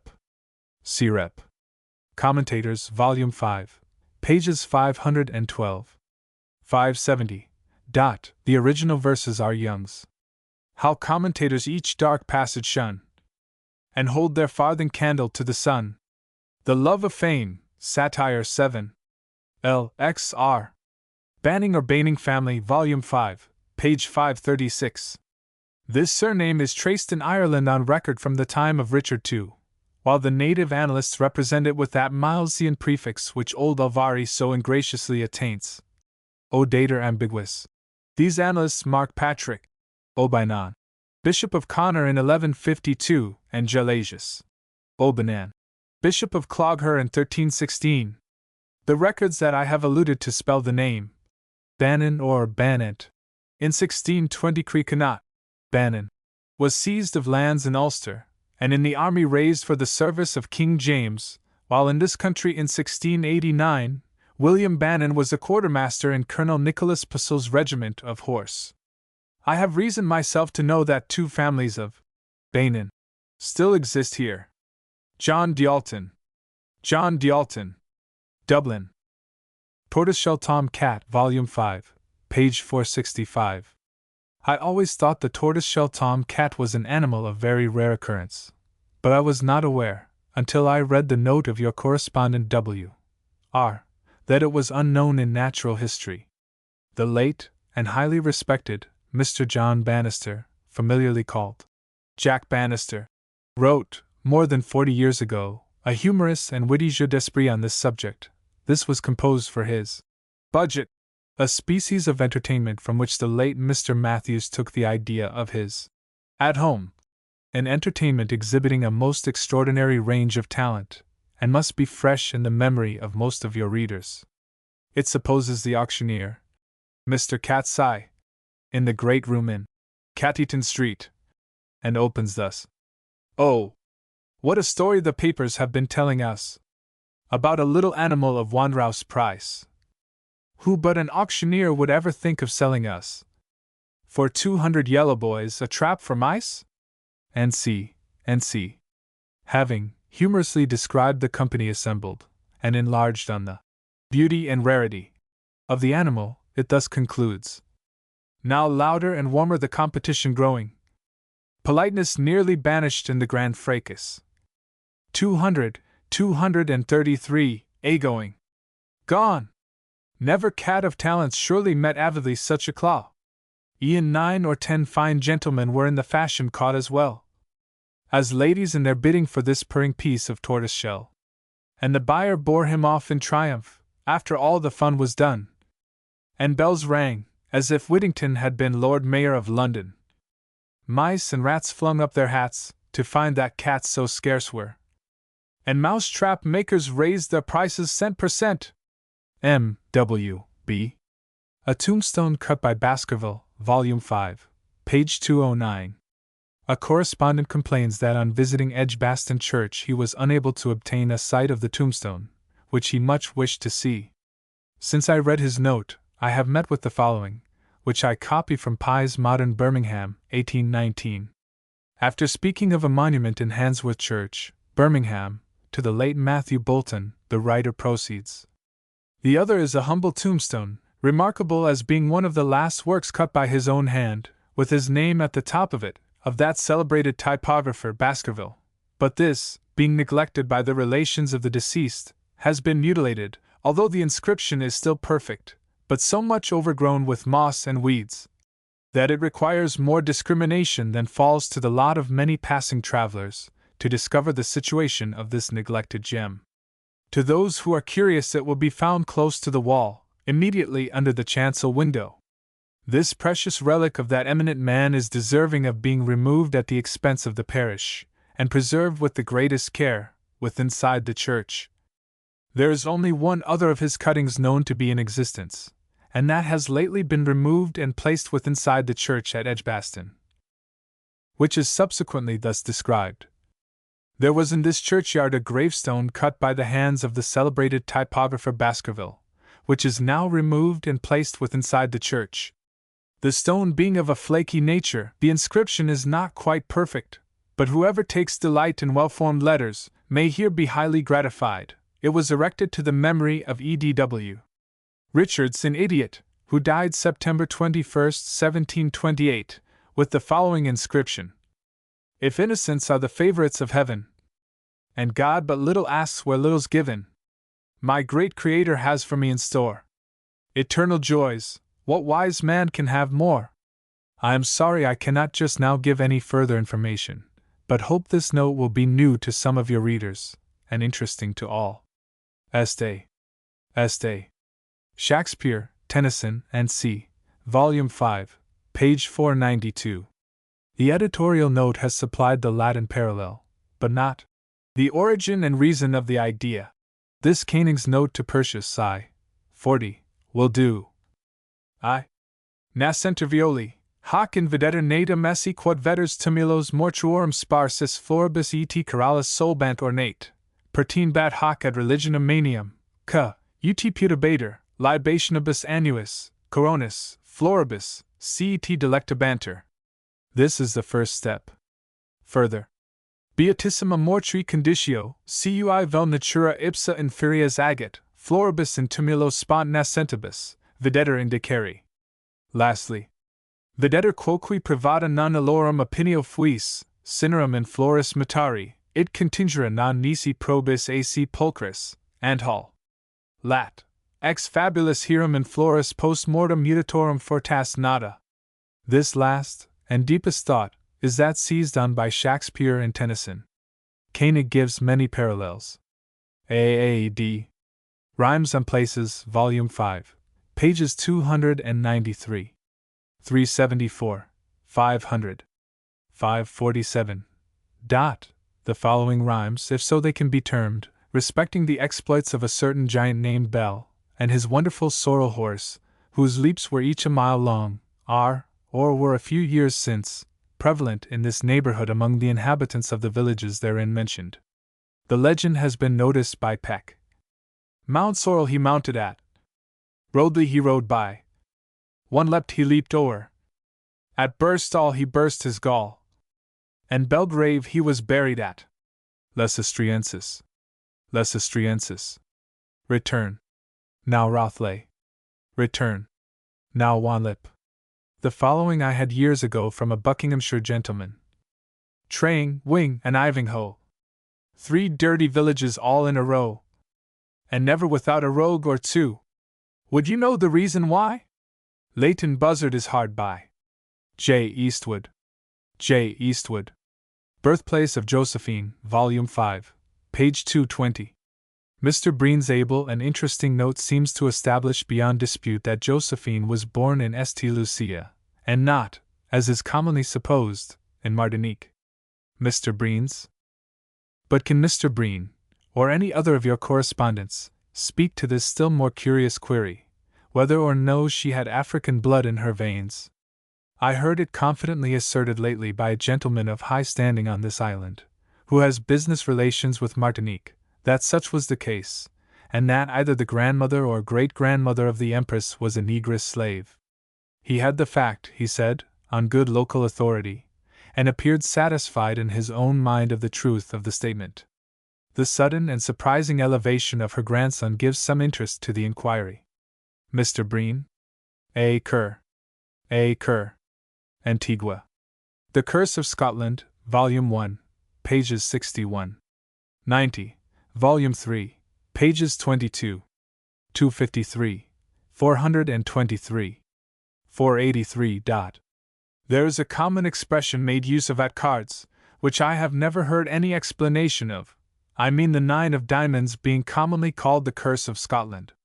Looking lately over a book of heraldry, I found 9 diamonds, or lozenges, conjoined, or, in the heraldic language, gules, a cross of lozenges, to be the arms of Packer. Colonel Packer appears to have been one of the persons who was on the scaffold when Charles I was beheaded, and afterwards commanded in Scotland, and is recorded to have acted in his command with considerable severity. It is possible that his arms might, by a very easy metonymy, be called the Curse of Scotland, and the 9 of diamonds, at cards, being very similar in figure to them, might have ever since retained the appellation. Gent. Mag. Volume 56. Page 301. I cannot tell whence he learns that Colonel Packer was on the scaffold when King Charles was beheaded. Ibid. Page 390.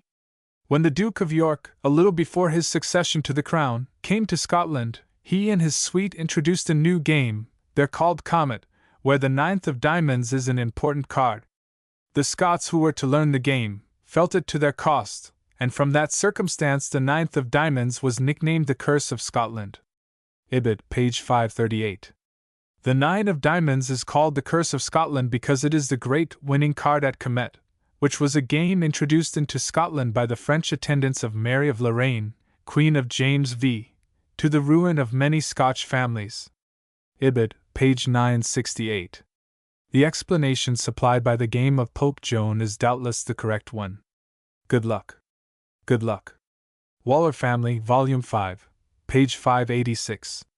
Francis Waller, of Amersham, Bucks, grandfather of Edmund Waller the poet, by his will, dated 13th of January, 1548-49, entails his mansion house in Beaconsfield, and other estates in Bucks, Herts, and C, on the child of which his wife and is now pregnant, with remainders to his 2 brothers, Thomas and Edmund, entail, with divers remainders over, to Francis Waller, son of his brother Ralph Waller, and the heirs of his sister Pope, and his sister Davis. The lady in question was of the Beaconsfield branch of the Wallace, and great aunt to the poet. From the family muniments. Lambert H. Larking. Lambert H. Larking. After Me the Deluge.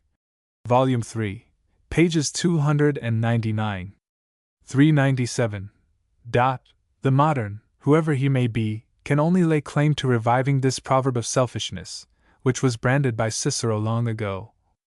Illa vox in humana et celerata ducitur, eram, conegant esse recusor, quo minus, ipsis mortuus, terram omnium deflagratio consequatur, quod vulgari quodam versa greco, mu omicron theta alpha nunu tau omicron gamma alpha mu iod chi theta tau omega pi upsilon rho, pronunciari solit. Mu omicron theta alpha nunu tau omicron gamma alpha mu iod chi theta tau omega pi upsilon rho. This passage occurs in his treatise De Finibus 3.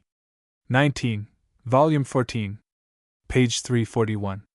Valpy's edition, 1830. 3. Mackenzie Walcott, M.A. Mackenzie Walcott. Sundial Motto, Volume 5, page 499. Y. is informed that Hazlitt, in his Sketches and Essays, has an essay on a sundial, beginning with these words: Horas non numero nisi serenus, is the motto of a sundial near Venice. In La Nominique Pratique of François de Celles, 8 Viau, There is pretty long list of Latin mottos for sundials, but I do not find the above amongst them. It scarcely reads like a classical quotation. Robert Snow. Robert Snow. Lines by Lord Palmerston, Volume 1, page 382, Volume 2, page 30, Volume 3, page 28. In Volume 1, page 328, Indicator inquired whether there was any authority for attributing to the late Lord Palmerston the beautiful lines on the loss of his lady, beginning. Indicator. Who like me his heart's whole treasure brings? Indicator says they have been supposed to be Hawksworth's and S. Volume 2, page 30. That they have been also attributed to Mason. I can state, from the best authority, that they are Lord Palmerston's. My authority needs no extrinsic confirmation, but I may as well observe that Indicator has himself sufficiently disposed of Hawksworth's claim, as his wife was still alive when the lines appeared, and the conjecture of S. is obviously a confusion of Lord Palmerston's lines with those of Mason's, whose wife died at Bristol, beginning. Indicator. Take, holy earth, all that my soul holds dear. But another of your correspondents, B. Volume 3, page 28, or your printer, has made a mistake on this point which I cannot account for. B. says that he inquired after the author of the lines beginning. Stranger, who thou art that viewest this tomb? And this statement is headed with a reference to Indicator's inquiry about Lord Palmerston, to which it had no reference whatsoever. I do not remember to have seen a B.S. inquiry, but it assuredly has nothing to do with Indicators which I have now set at rest. Indicators. C. Indian Jugglers, Volume 4, page 472. In looking over some former numbers I find an inquiry under this head. N. will find a full account of some of these wonderful and apparently inexplicable performances in the Dublin University magazine. I have not a set to refer to, but the papers appeared about 3 or 4 years ago. Este. Sons of the Conqueror, Volume 5, pages 512. 570. I believe after all that Sir N. Wraxall is right. According to the old chroniclers, 3 members of the Conqueror's family met their death in the New Forest. 1. Richard, his second son, is said to have been killed by a stag in the New Forest when hunting, and to have been buried at Winchester in the choir of the cathedral there. 2. Henry, youngest son of Robert, Duke of Normandy, and grandson of the Conqueror, was accidentally slain in the New Forest. 3. William Rufus, third son of the Conqueror, fell in a similar way and in the same place. J. R. W. Bristol. St. Wilfrid's Needle, Volume 5, pages 510. 573.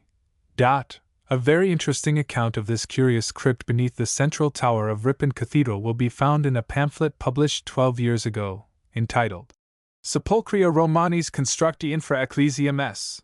Wilfridi Incivitate Reponensi Descriptio Auctor Ghoul. D. Bruce. London 1841. A copy is in the library of the Society of Antiquaries, and another in the British Museum. D. W. Freberd, Volume 5, page 440. It may possibly assist the inquiries of your correspondents Spess and P. M. to be informed that the right of Freberd belongs to many estates in the Midland counties. In some instances in Leicestershire the claim extends from the boundary hedge of one lordship to the extent of 21 feet over the land of the adjoining lordship. It is here understood to represent a deer's leap, and is said to have been given with the original grant of the manor, in order to secure to the lord a right to take the deer he happened to shoot when in the act of leaping from his domain into his neighbor's manor. Spess. K.T. Aylstone. Royd, Volume 5, page 571. The meaning of this word may be further illustrated by reference to Swiss etymology and history. The Great Battle of Naples, April 9, 1388, is celebrated on the first Thursday of every April, on the spot where the fiercest part of the struggle took place.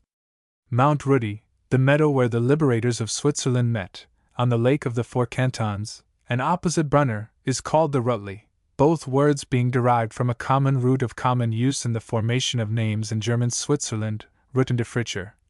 To clear, or rehen, to measure, gauge. In short, prepare for clearing. Whence, perhaps, our Ruthen and Rutland. H.P.S. Spy Wednesday, Volume 5, page 511. Your correspondent Mr. Chadwick is informed that the Wednesday in Holy Week, i.e. the Wednesday before Easter Sunday, is called Spy Wednesday. The term has its origin in the fact that Judas made his compact with the Sanhedrim upon that day for the betrayal of our blessed Savior. See Matthew 26, 3, 4, 5, 14, 15, and 16. Mr. Chadwick. C-Rep. C-Rep. Book of Jasher, Volume 5, pages 415, 476, 524. Hartwell Horn, in his Introduction, Volume 2, Part 2, pages 132 to 138, edition 1839, has with much diligence exposed both Illiev's original forgery, 1751, and the unacknowledged reprint, 1829. He adds, there is also extant a rabbinical Hebrew book of Jasher printed at Venice in 1625, which is an explanation of the histories contained in the Pentateuch and Joshua. Barlacci, in his Biblioth Rabbinica, states that it contains some curious but many fabulous things, and particularly that this book was discovered at the time of the destruction of the Temple of Jerusalem in a certain place, in which an old man was shut up, in whose possession a great number of Hebrew books were found, and among them the Book of Jasher, which was first carried into Spain, and preserved at Seville, whence finally it was taken to Naples, where it was first published. Volume 3, page 934. Is this the work published at New York in 1840? I suppose so, at least if Professor Noah has been reproducing the Bristol Book of Jasher, 1829, he can claim but little of the justice and perfectness of his great namesake. A.A.D. Stearns, not Hearns, Confirmation and Discovery of Witchcraft, Volume 5, page 416. Of this tract, inquired after by Mr. Clarke, and which is certainly one of the most extraordinary of all the treatises on witchcraft, the only copy I ever saw is the one I possess, and which I have fully described in the notes to Pott's Discovery of Witches, printed for the Chatham Society, page 4. The Rev. author was no theorist, but a thoroughly practical man, having been an agent in finding and bringing to justice 200 witches in the eastern counties. He has the subject so perfectly at his fingers' ends, and discusses it so scientifically, that Hopkins sinks into insignificance by the side of him. Pity it is that such a philanthropic individual should have had occasion to complain. In many places I never received penny as yet, nor any am like, except that I should sue. Mr. Clarke. J.S. Crossley. J.S. Crossley. Lines on Chaucer, Volume 5, page 586. The lines should be quoted. Britain's first poet. Famous old Chaucer. Swan-like in dying. Sung his last song. When at his heartstrings death's hand was strong. They are taken from him xi. Of Hymns and Anthems, London, C. Fox, 1841. Gamma. Gamma. Fairlop Oak, Volume 5, pages 114. 471. Your correspondents J. B. Coleman and Shirley Hibbard will find much information relative to this oak and the fair in a work with the following title. J. B. Coleman. Shirley Hibbard. Fairlop and its Founder, or Facts and Fun for the Forest Frolickers. By a famed First Friday fairgoer, contains memoirs, anecdotes, poems, songs, and with the curious will of Mr. Day, never before printed. A very limited number printed. Tobin, printed at Charles Clarke's private press. Fairlop's Friday, 1847. J. Russell Smith, 30. Soho Square, had several copies on sale some time back. S. Wiswood. S. Wiswood. Boy Bishop at Eton, Volume 5, page 557. The festival of St. Hugh, Bishop, Pontifices, of Lincoln, was kept on November 17th. 4. Niolensis. In the Consuetudinarium Medinense. Should be read. Nicolatensis. As it stands in a Competus of Winchester College, of the date 1461, the boy bishop assuming his title on St. Nicholas Day, December 6th, and then performing his parody of divine offices for the first time, St. Nicholas of Myra being, according to the legend, the patron of children. It is singular that, whereas, as in other foundations, the feast of the Holy Innocents was appointed for the mummeries of the boy bishop at Winchester by the founder, it was forbidden at Eton and King's, although the statutes of the latter were borrowed almost literally from those of Wycombe. It would therefore appear that there was some local reason for the exception. Mackenzie Walcott, M.A. Mackenzie Walcott. Plague Stones, Mr. Mompesson, Volume 5, page 571. I should be sorry that anything inaccurate was recorded in N.Q. respecting so eminently worthy a person as the Rev. William Mompesson, rector of Iam during the time that it was scourged by the plague in 1666, when, out of a population of only 330, 259 died of the disorder. Mr. M. himself did not fall a victim, as J.G.C. states, but his wife did, and her tomb remains to this day. He was, indeed, an ornament to his sacred profession. He not only stood by his flock in the hour of their visitation, but he obtained such an influence during the panic that they entirely deferred to his judgment, and remained, as he advised, within the village.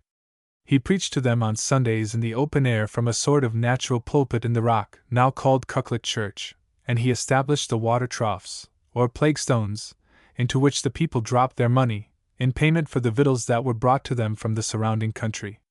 When in reward for his devotedness the deanery of Lincoln was offered him, he generously declined it in favor of his friend Dr. Fuller, author of the Worthies of England, who thus obtained the appointment. Mr. Mompesson was subsequently presented to the living of Eakring in Notts, where he died in 1708. There has recently been discovered on the moor near Fulwood, by Sheffield, a chalybeate spring, which flows into a small covered recess formed of ashlar stone, and this stands just as it did when the wretched inhabitants of Iam, believing the water to have sanitary virtues, came to drink of it, until a watch was placed on the spot by the Sheffield people, and they were driven back to their infected homes. Alfred Gaddy. Alfred Gaddy. Raleigh's Ring, Volume 5, page 538. Sir Walter Raleigh's ring, which he wore at the time of his execution, is, I believe, in the possession of Captain Edward James Blankley, of the 6th Foot, now serving at the Cape of Good Hope.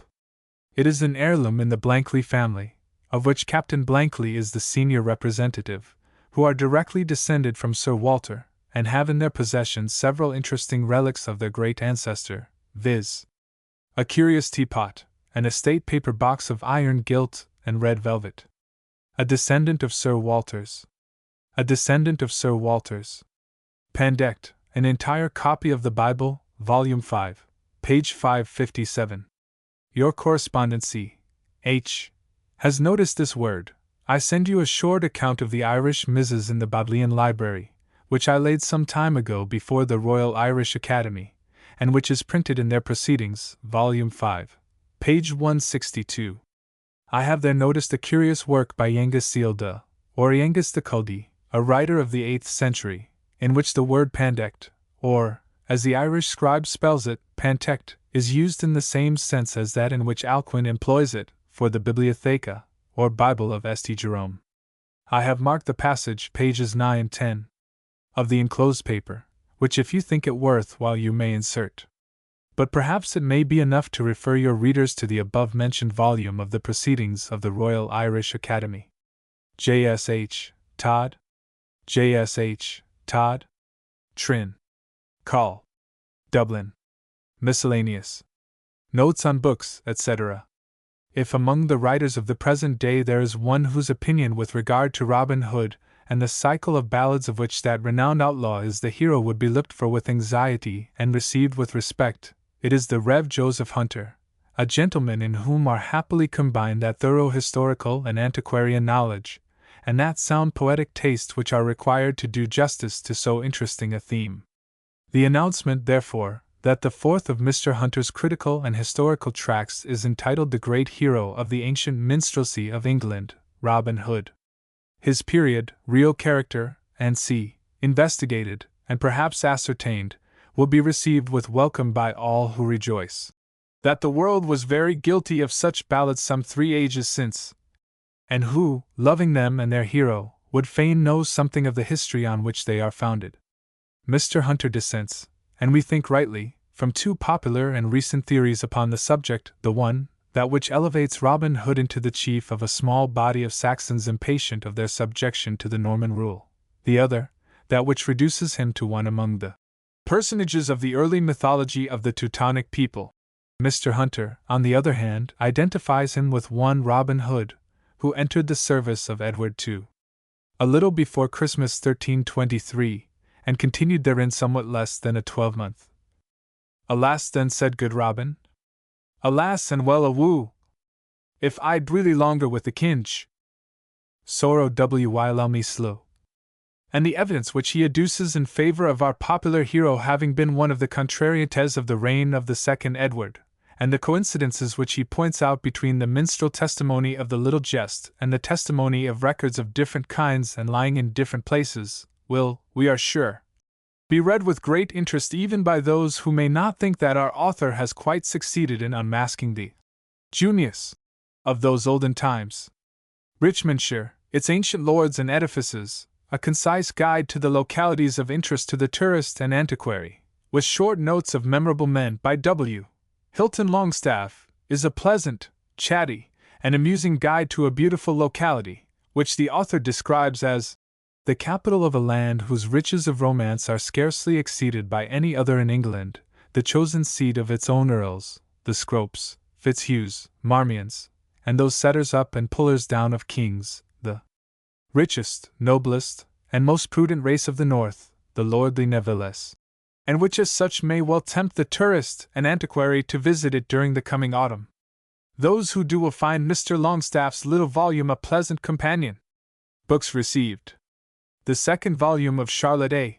Eden's Rome in the 19th century, containing a complete account of the ruins of the ancient city, the remains of the Middle Ages, and the monuments of modern times, which completes this lady's excellent guide to the eternal city. The second volume of Miss Thomasina Ross's well-executed translation of Humboldt's personal narrative of travels to the equinoctial regions of America during the years 1799 to 1804, is the new volume of Bond's Scientific Library. The analogy of religion, natural and revealed, to the constitution and course of nature, to which are added 2 brief dissertations, on personal identity, and on the nature of virtue, and 15 sermons by Joseph Butler, D.C.L., late Lord Bishop of Durham. The new volume of Bond's Standard Library is deserving of a special mention. It is a reprint of Bishop Halifax's Standard Edition, with the addition of analytical introductions and notes by a member of the University of Oxford, and we have no doubt will be found a really useful popular edition, such as may allure to the careful study of one of the best works in our language those minds which, without such help, might shrink from the task. Books received. Books and odd volumes. Wanted to purchase. Mahone's England for volumes. Mahone's England. Scott's Lady of the Lake. Scott's Lady of the Lake. Lay of the Last Minstrel. Lay of the Last Minstrel. Marmion. Marmion. The original 4-2. Editions and boards. Flanagan on the Round Towers of Ireland. 4-2, 1843. Flanagan on the Round Towers of Ireland.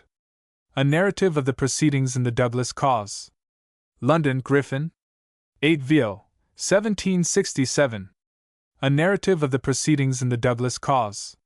Clare's Poems. FCAP 8 Vio, last edition. Clare's Poems. Mallet's Elvira. Mallet's Elvira.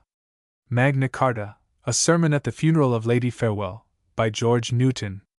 London, 1661. Magna Carta. Chaucer's Poems. Volume 1, Aldine edition. Chaucer's Poems. Biblia Sacra, vulgar edit, cum commentar. Monocchii. A Lost in Ghent, 1826. Volume 1. Biblia Sacra. Bar Anti Dux de Bourgogne. Volumes I and II. First, second, or third edit. Paris. L'Advocat, 1825. Bar Anti Dux de Bourgogne. Biographia Americana, by a gentleman of Philadelphia. Biographia Americana. Pot Gizeri de Condition Servorum apud Germanos. 8 Vio. Colonel Agrip. Pot Gizeri de Condition Servorum apud Germanos.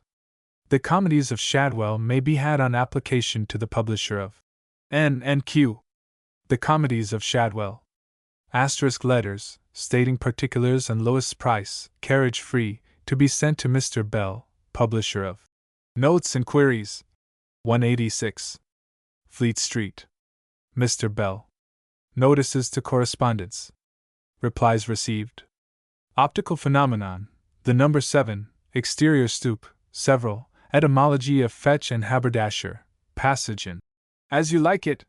The name Charing, etymology of Carmarthen, venit ad Euphratem, Mexican literature, surname of devil, family likenesses, and c. Toad Eater, lines on the Crawford family, Algernon Sidney, monody on death of Sir John Moore, Flanagan on the Round Towers, use of slings by early Britons, giving the sack, how the ancient Irish crown their kings, papal seal, plague stones, Wycliffe, and c. Mother carries chickens, cranes and storms, unicorns, and c. Replies received. J. Smith, Dublin. The line referred to. J. Smith. Fine by degrees, and beautifully less.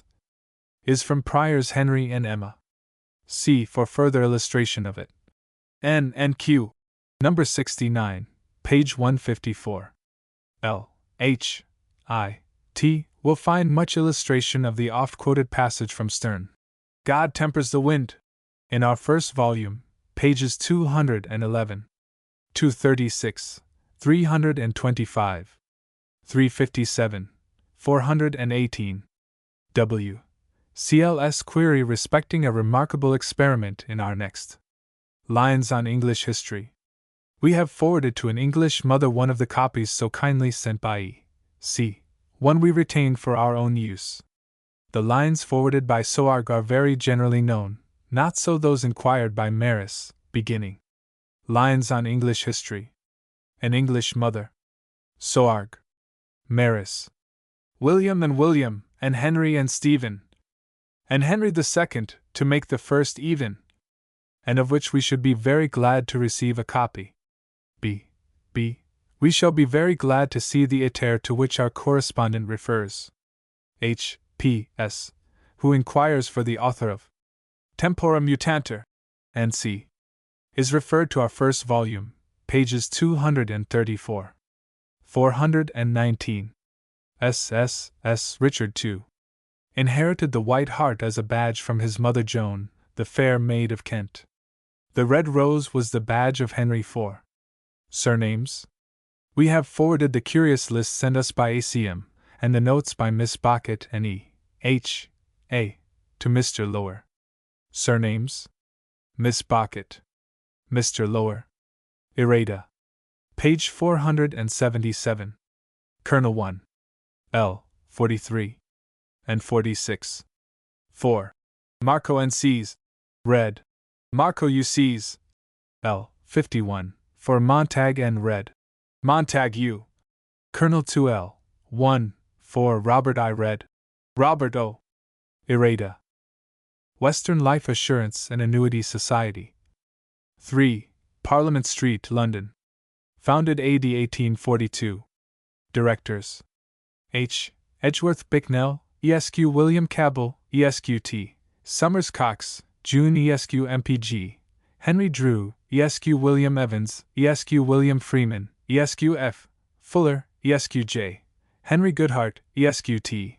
Gristle, Esq. James Hunt, Esq.J. Arscott Lethbridge, Esq.E. Lucas, Esq. James Liz Seeger, Esq.J. Basley White, Esq. Joseph Carter Wood. Esq. Trustees: W. Waitley, Esq. QC, L. C. Humphrey, Esq. QC, George Drew, Esq. Consulting Counsel: Sir W. M. P. Wood, MP. Physician: William Rich. Basham, MD. Bankers: Messrs. Cox, Biddulph and Company, Charing Cross. Valuable privilege. Policies effected in this office do not become void through temporary difficulty in paying a premium, as permission is given upon application to suspend the payment at interest, according to the conditions detailed on the prospectus. Specimens of rates of premium for assuring 100L, with a share in 3/4 of the profits. Age S. D. Age S. D. 17. 1. 14. 4. 32. 2. 10. 8. 22. 1. 18. 8. 37. 2. 18. 6. 27. 2. 4. 5. 42. 3. 8. 2. Arthur Scratchley, M.A. FRAS, Actuary. Now ready, price 10s. 60. Second edition, with material additions, Industrial Investment and Emigration, being a treatise on benefit building societies, and on the general principles of land investment, exemplified in the cases of freehold land societies, building companies, and c. with a mathematical appendix on compound interest and life assurance. By Arthur Scratchley, M.A., Actuary to the Western Life Assurance Society, 3. Parliament Street, London. Photography. J. B. Hawken and Company, Operative Chemists, 289. Strand manufacture all the pure chemicals used in this art, also apparatus for the glass, paper, and daguerreotype processes. Achromatic lens and camera from 35s. Instruction in the art. Agents for Archer's iodized collodion and improved camera, which obviates the necessity for a dark room. Electrotyping in all its branches. Chemical cabinets for experimental and analytical purposes. Apparatus for gold assaying and instruction therein. Cigars of the choicest importations at greatly reduced prices for cash. The first-class brands. Targa, Flor Cabana, and C. 28s per pound. British cigars from 8s, 60 per pound. Lord Byron's 14s, 60, very fine flavor. Genuine Latakia 10s, 60 per pound, delicious aroma. Every description of Eastern and American tobaccos. Meerschaum pipes, cigar cases, stems, porte-monnaies, and C. of the finest qualities, considerably under the trade prices. J. F. Varley and Company, Importers. The Havana Stores, 364. Oxford Street, opposite the Princess's Theatre. Havana Stores. Mourning. Court, Family, and Complimentary. The proprietor of the London General Mourning Warehouse begs respectfully to remind families whose bereavements compel them to adopt mourning attire, that every article of the very best description, requisite for a complete outfit of mourning, may be had at this establishment at a moment's notice. The London General Mourning Warehouse. Estimates for servants' mourning, affording a great saving to families, are furnished, whilst the habitual attendance of experienced assistants, including dressmakers and milliners, enables them to suggest or supply every necessary for the occasion, and suited to any grade or condition of the community. Widows and family mourning is always kept made up, and a note, descriptive of the mourning required, will ensure its being sent forthwith, either in town or into the country, and on the most reasonable terms. Estimates for servants' mourning. Widows and family mourning. W. C. J. 247 to 249. Regent Street. Queenwood College, near Stockbridge, Hants. Principal, George Edmondson. Natural Philosophy. Dr. John Tyndall, F.R.S., foreign member of the Physical Society, Berlin. Chemistry. Dr. H. D. Buss, late assistant in the laboratory of Professor Bunsen, and chemical lecturer in the University of Marburg. Classics and History. Mr. Henry Phelan T. C. D. Modern Languages and Foreign Literature. Mr. John Haas from M. de Fellenberg's Institution, Hofwil, Switzerland. Geodesy. Mr. Richard P. Wright. Painting and Drawing. Mr. Richard P. Wright. English and Elementary Mathematics. Mr. Henry Taylor, late pupil of M. de Fellenberg. Music. Mr. Cornwall, farm superintendent. Mr. Richard Davis, farm, 800 acres. Terms. For pupils under 12 years of age, 40 L. per ann. From 12 to 16, 50. Above 16, 60. For further information, see prospectuses, to be had of the principal. The second session of 1852 commences on the 29th of July. Miss Agnes Strickland's new series of Royal Female Biographies, Lives of the Queens of Scotland and English Princesses connected with the regal succession, in 6 volumes, post-8 vo, with portraits and historical vignettes, uniform with Lives of the Queens of England, by the same author. Volumes I and II are published, price 10s, 60, each, containing Margaret Tudor, Queen of James IV, Magdalene of France, first Queen of James V, Mary of Lorraine, second Queen of James V, and mother of Mary Queen of Scots, Margaret Douglas, Countess of Lennox, and mother of Darnley. Volume 3 will contain the life of Mary Queen of Scots. Every step in Scotland is historical. The shades of the dead arise on every side. The very rocks breathe. Miss Strickland's talents as a writer, and turn of mind as an individual, in a peculiar manner fit her for painting a historical gallery of the most illustrious or dignified female characters in that land of chivalry and song. Blackwood's Magazine. William Blackwood and Sons, Edinburgh and London. This day is published, price 8s, in post 8 vo, cloth gilt, with numerous engravings. The Celt, the Roman, and the Saxon. A history of the early inhabitants of Britain down to the conversion of the Anglo-Saxons to Christianity. Illustrated by the ancient remains brought to light by recent research. By Thomas Wright, Esq. M.A. FSA. Arthur Hall, Virtue, and Company, 25. Paternoster Row. To book buyers. Just published, gratis and post-free on application. The Exeter Book Circular, being a catalogue of second-hand books of all classes, comprising theology, classics, history, biography, voyages, and travels, and sea, in good condition and warranted perfect, now offered for sale by Adam Holden, Exeter. 8 vo, price 12s. A manual of ecclesiastical history, from the 1st to the 12th century inclusive. By the Rev. E. S. Fawkes, M.A., Fellow and Tutor of Jesus College, Oxford. The main plan of the work has been borrowed from Spanheim, a learned, though certainly not unbiased, writer of the 17th century. The matter compiled from Spondanus and Spanheim, Mosheim and Fleury, Gieseler and Dallinger, and others, who have been used too often to be specified, unless when reference to them appeared desirable for the benefit of the reader. Yet I believe I have never once trusted to them on a point involving controversy, without examining their authorities. The one object that I have had before me has been to condense facts, without either garbling or omitting any that should be noticed in a work like the present, and to give a fair and impartial view of the whole state of the case. Preface. An epitomist of church history has a task of no ordinary greatness.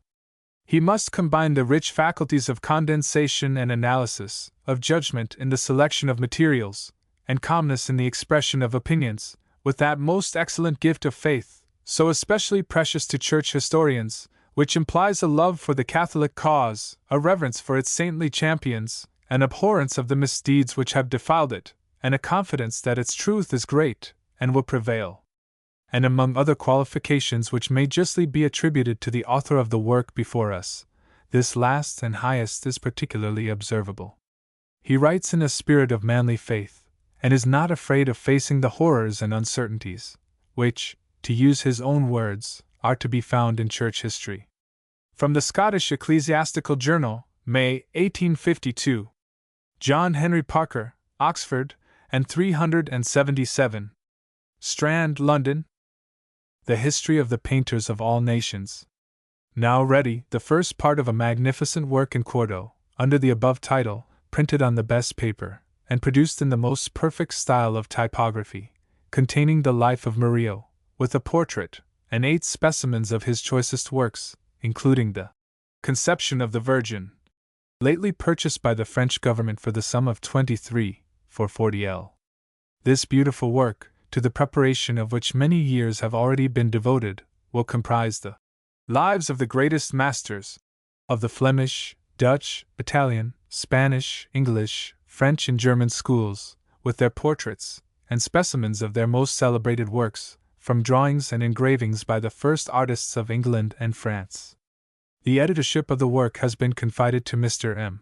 Digby Wyatt, author of The Industrial Arts of the 19th Century, N.C., whose deep study of the fine arts, as well as of the connection which should exist between their culture and industrial progress, will enable him to confer a utilitarian value upon the work by a judicious arrangement of the whole, and the supply of original notes and contributions. The parts will appear on the 1st of every month, at 2s. each, and will be supplied through every bookseller in town and country. John Castle, Ludgate Hill, London. In crown 8vo, with woodcuts, price 14s. Cloth. The Great Exhibition in London in 1851, review by Dr. Lardner, N.C. An instructive and varied memento of the Great Exhibition. Spectator. Dr. Lardner's book is not so much a detailed account of the objects exhibited, or all the facts concerning that remarkable display, as essays on several branches of art illustrated by objects that were in the exhibition. His work will be long valuable as a record of the progress of knowledge. It has much scientific accuracy without its harshness. Economist. London, Longman, Brown, Green, and Longmans. The Traveller's Library. On Wednesday, June 30th, will be published, in 16mo, price 1s. The Natural History of Creation. By T. Lindley Kemp, M.D., author of Agricultural Physiology. N.C. Also, on the same day, in 16mo, price 1s. Brittany in the Bible, with remarks on the French people and their affairs. By I. Hope. Asterisk, the above works will form the 23d and 24th parts of the Traveller's Library. Just published in the series. Mrs. Jameson's Sketches in Canada and Rambles Among the Red Men. Price 2s, 60, or in 2 parts 1s, each. London, Longman, Brown, Green, and Longmans. New edition, corrected to 1852.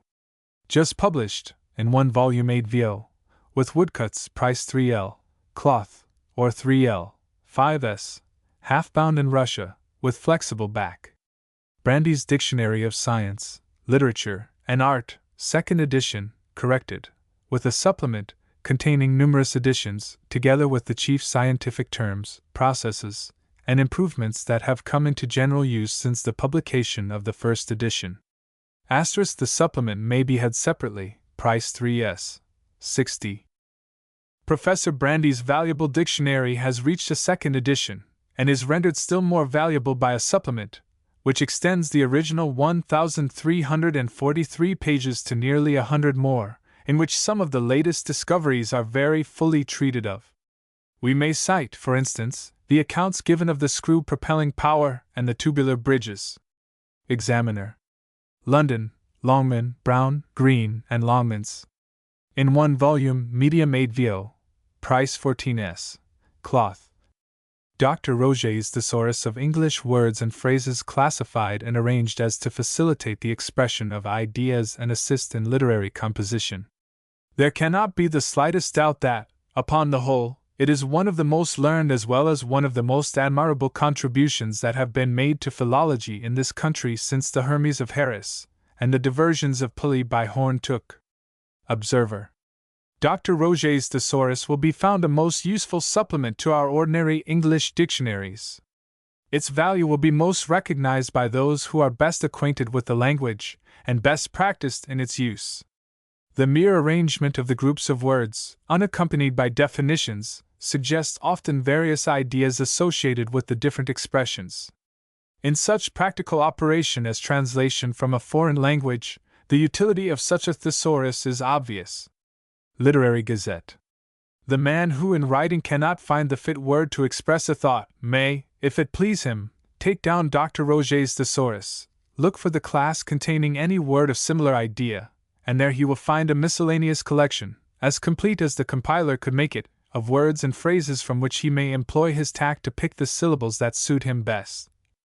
The practical employer of the book will be directed to the object of his search by a full synopsis of categories at the beginning, or a very ample alphabetical index of words placed at the end, occupying 173 columned pages. The philosophic student of the English language may undoubtedly pick up many ideas from the grouping of our words and vulgarisms here attempted, and attempted with a great deal of success. Examiner.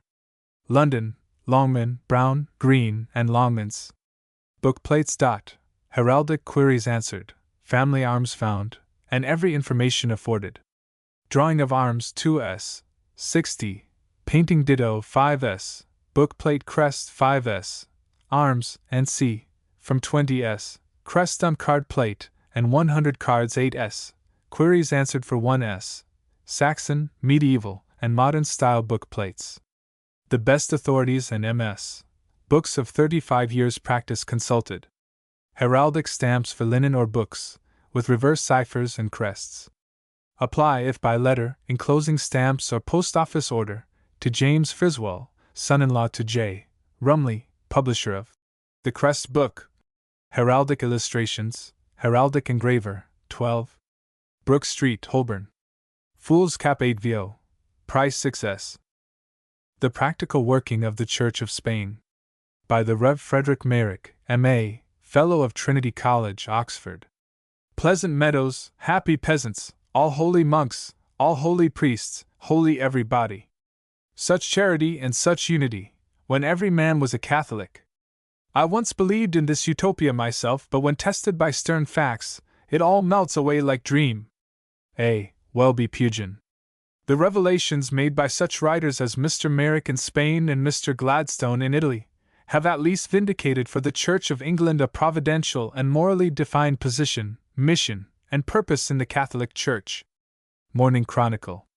2 valuable works, to the truthfulness of which we are glad to add our own testimony. 1, and the most important, is Mr. Merrick's Practical Working of the Church of Spain. This is the experience, and it is the experience of every Spanish traveler, of a thoughtful person, as to the lamentable results of unchecked Romanism. Here is the solid substantial fact. Spain is divided between ultra-infidelity and what is so closely akin to actual idolatry, that it can only be controversially, not practically, distinguished from it, and over all hangs a lurid cloud of systematic immorality, simply frightful to contemplate. We can offer a direct, and even personal, testimony to all that Mr. Merrick has to say. Christian Remembrancer. I wish to recommend it strongly. T. K. Arnold's Theological Critic. Many passing travelers have thrown more or less light upon the state of Romanism and Christianity in Spain, according to their objects and opportunities. But we suspect these workings are the fullest, the most natural, and the most trustworthy, of anything that has appeared upon the subject since the time of Blanco White's Confessions. Spectator. This honest exposition of the practical working of Romanism in Spain, of its everyday effects, not its canons and theories, deserves the careful study of all, who, unable to test the question abroad, are dazzled by the distant mirage with which the Vatican mocks many a yearning soul that thirsts after water brooks pure and full. Literary Gazette. John Henry Parker, Oxford, and 377. Strand, London. Black Letter Rarities and Other Curious Books. 4 days' sale. Puttick and Simpson, auctioneers of literary property, will sell by auction, at their great room, 191. Piccadilly, on Thursday, July 1st, and 3 following days, a portion of the early printed English books from the library of a well-known collector, removing from Islington, among them many of considerable rarity, some interesting and highly curious English poetical and other manuscripts of early date, some autograph papers and miscellaneous collections, formerly in the libraries of the Rev. Joseph Ames, F.S.A., the Rev. John Lewis, F.S.A., and Sir Peter Thompson, F.S.A., F.R.S., also many interesting and rare works relating to America and the Indies, and c. Catalogues will be sent on application, if in the country, on receipt of 6 postage stamps. Printed by Thomas Clark Shaw, of number 8. New Street Square, at number 5. New Street Square, in the parish of St. Bride, in the City of London, and published by George Bell, of number 186. Fleet Street, in the parish of St. Dunstan in the West, in the City of London, publisher, at number 186. Fleet Street aforesaid. Saturday, June 26, 1852. Thomas Clark Shaw. George Bell.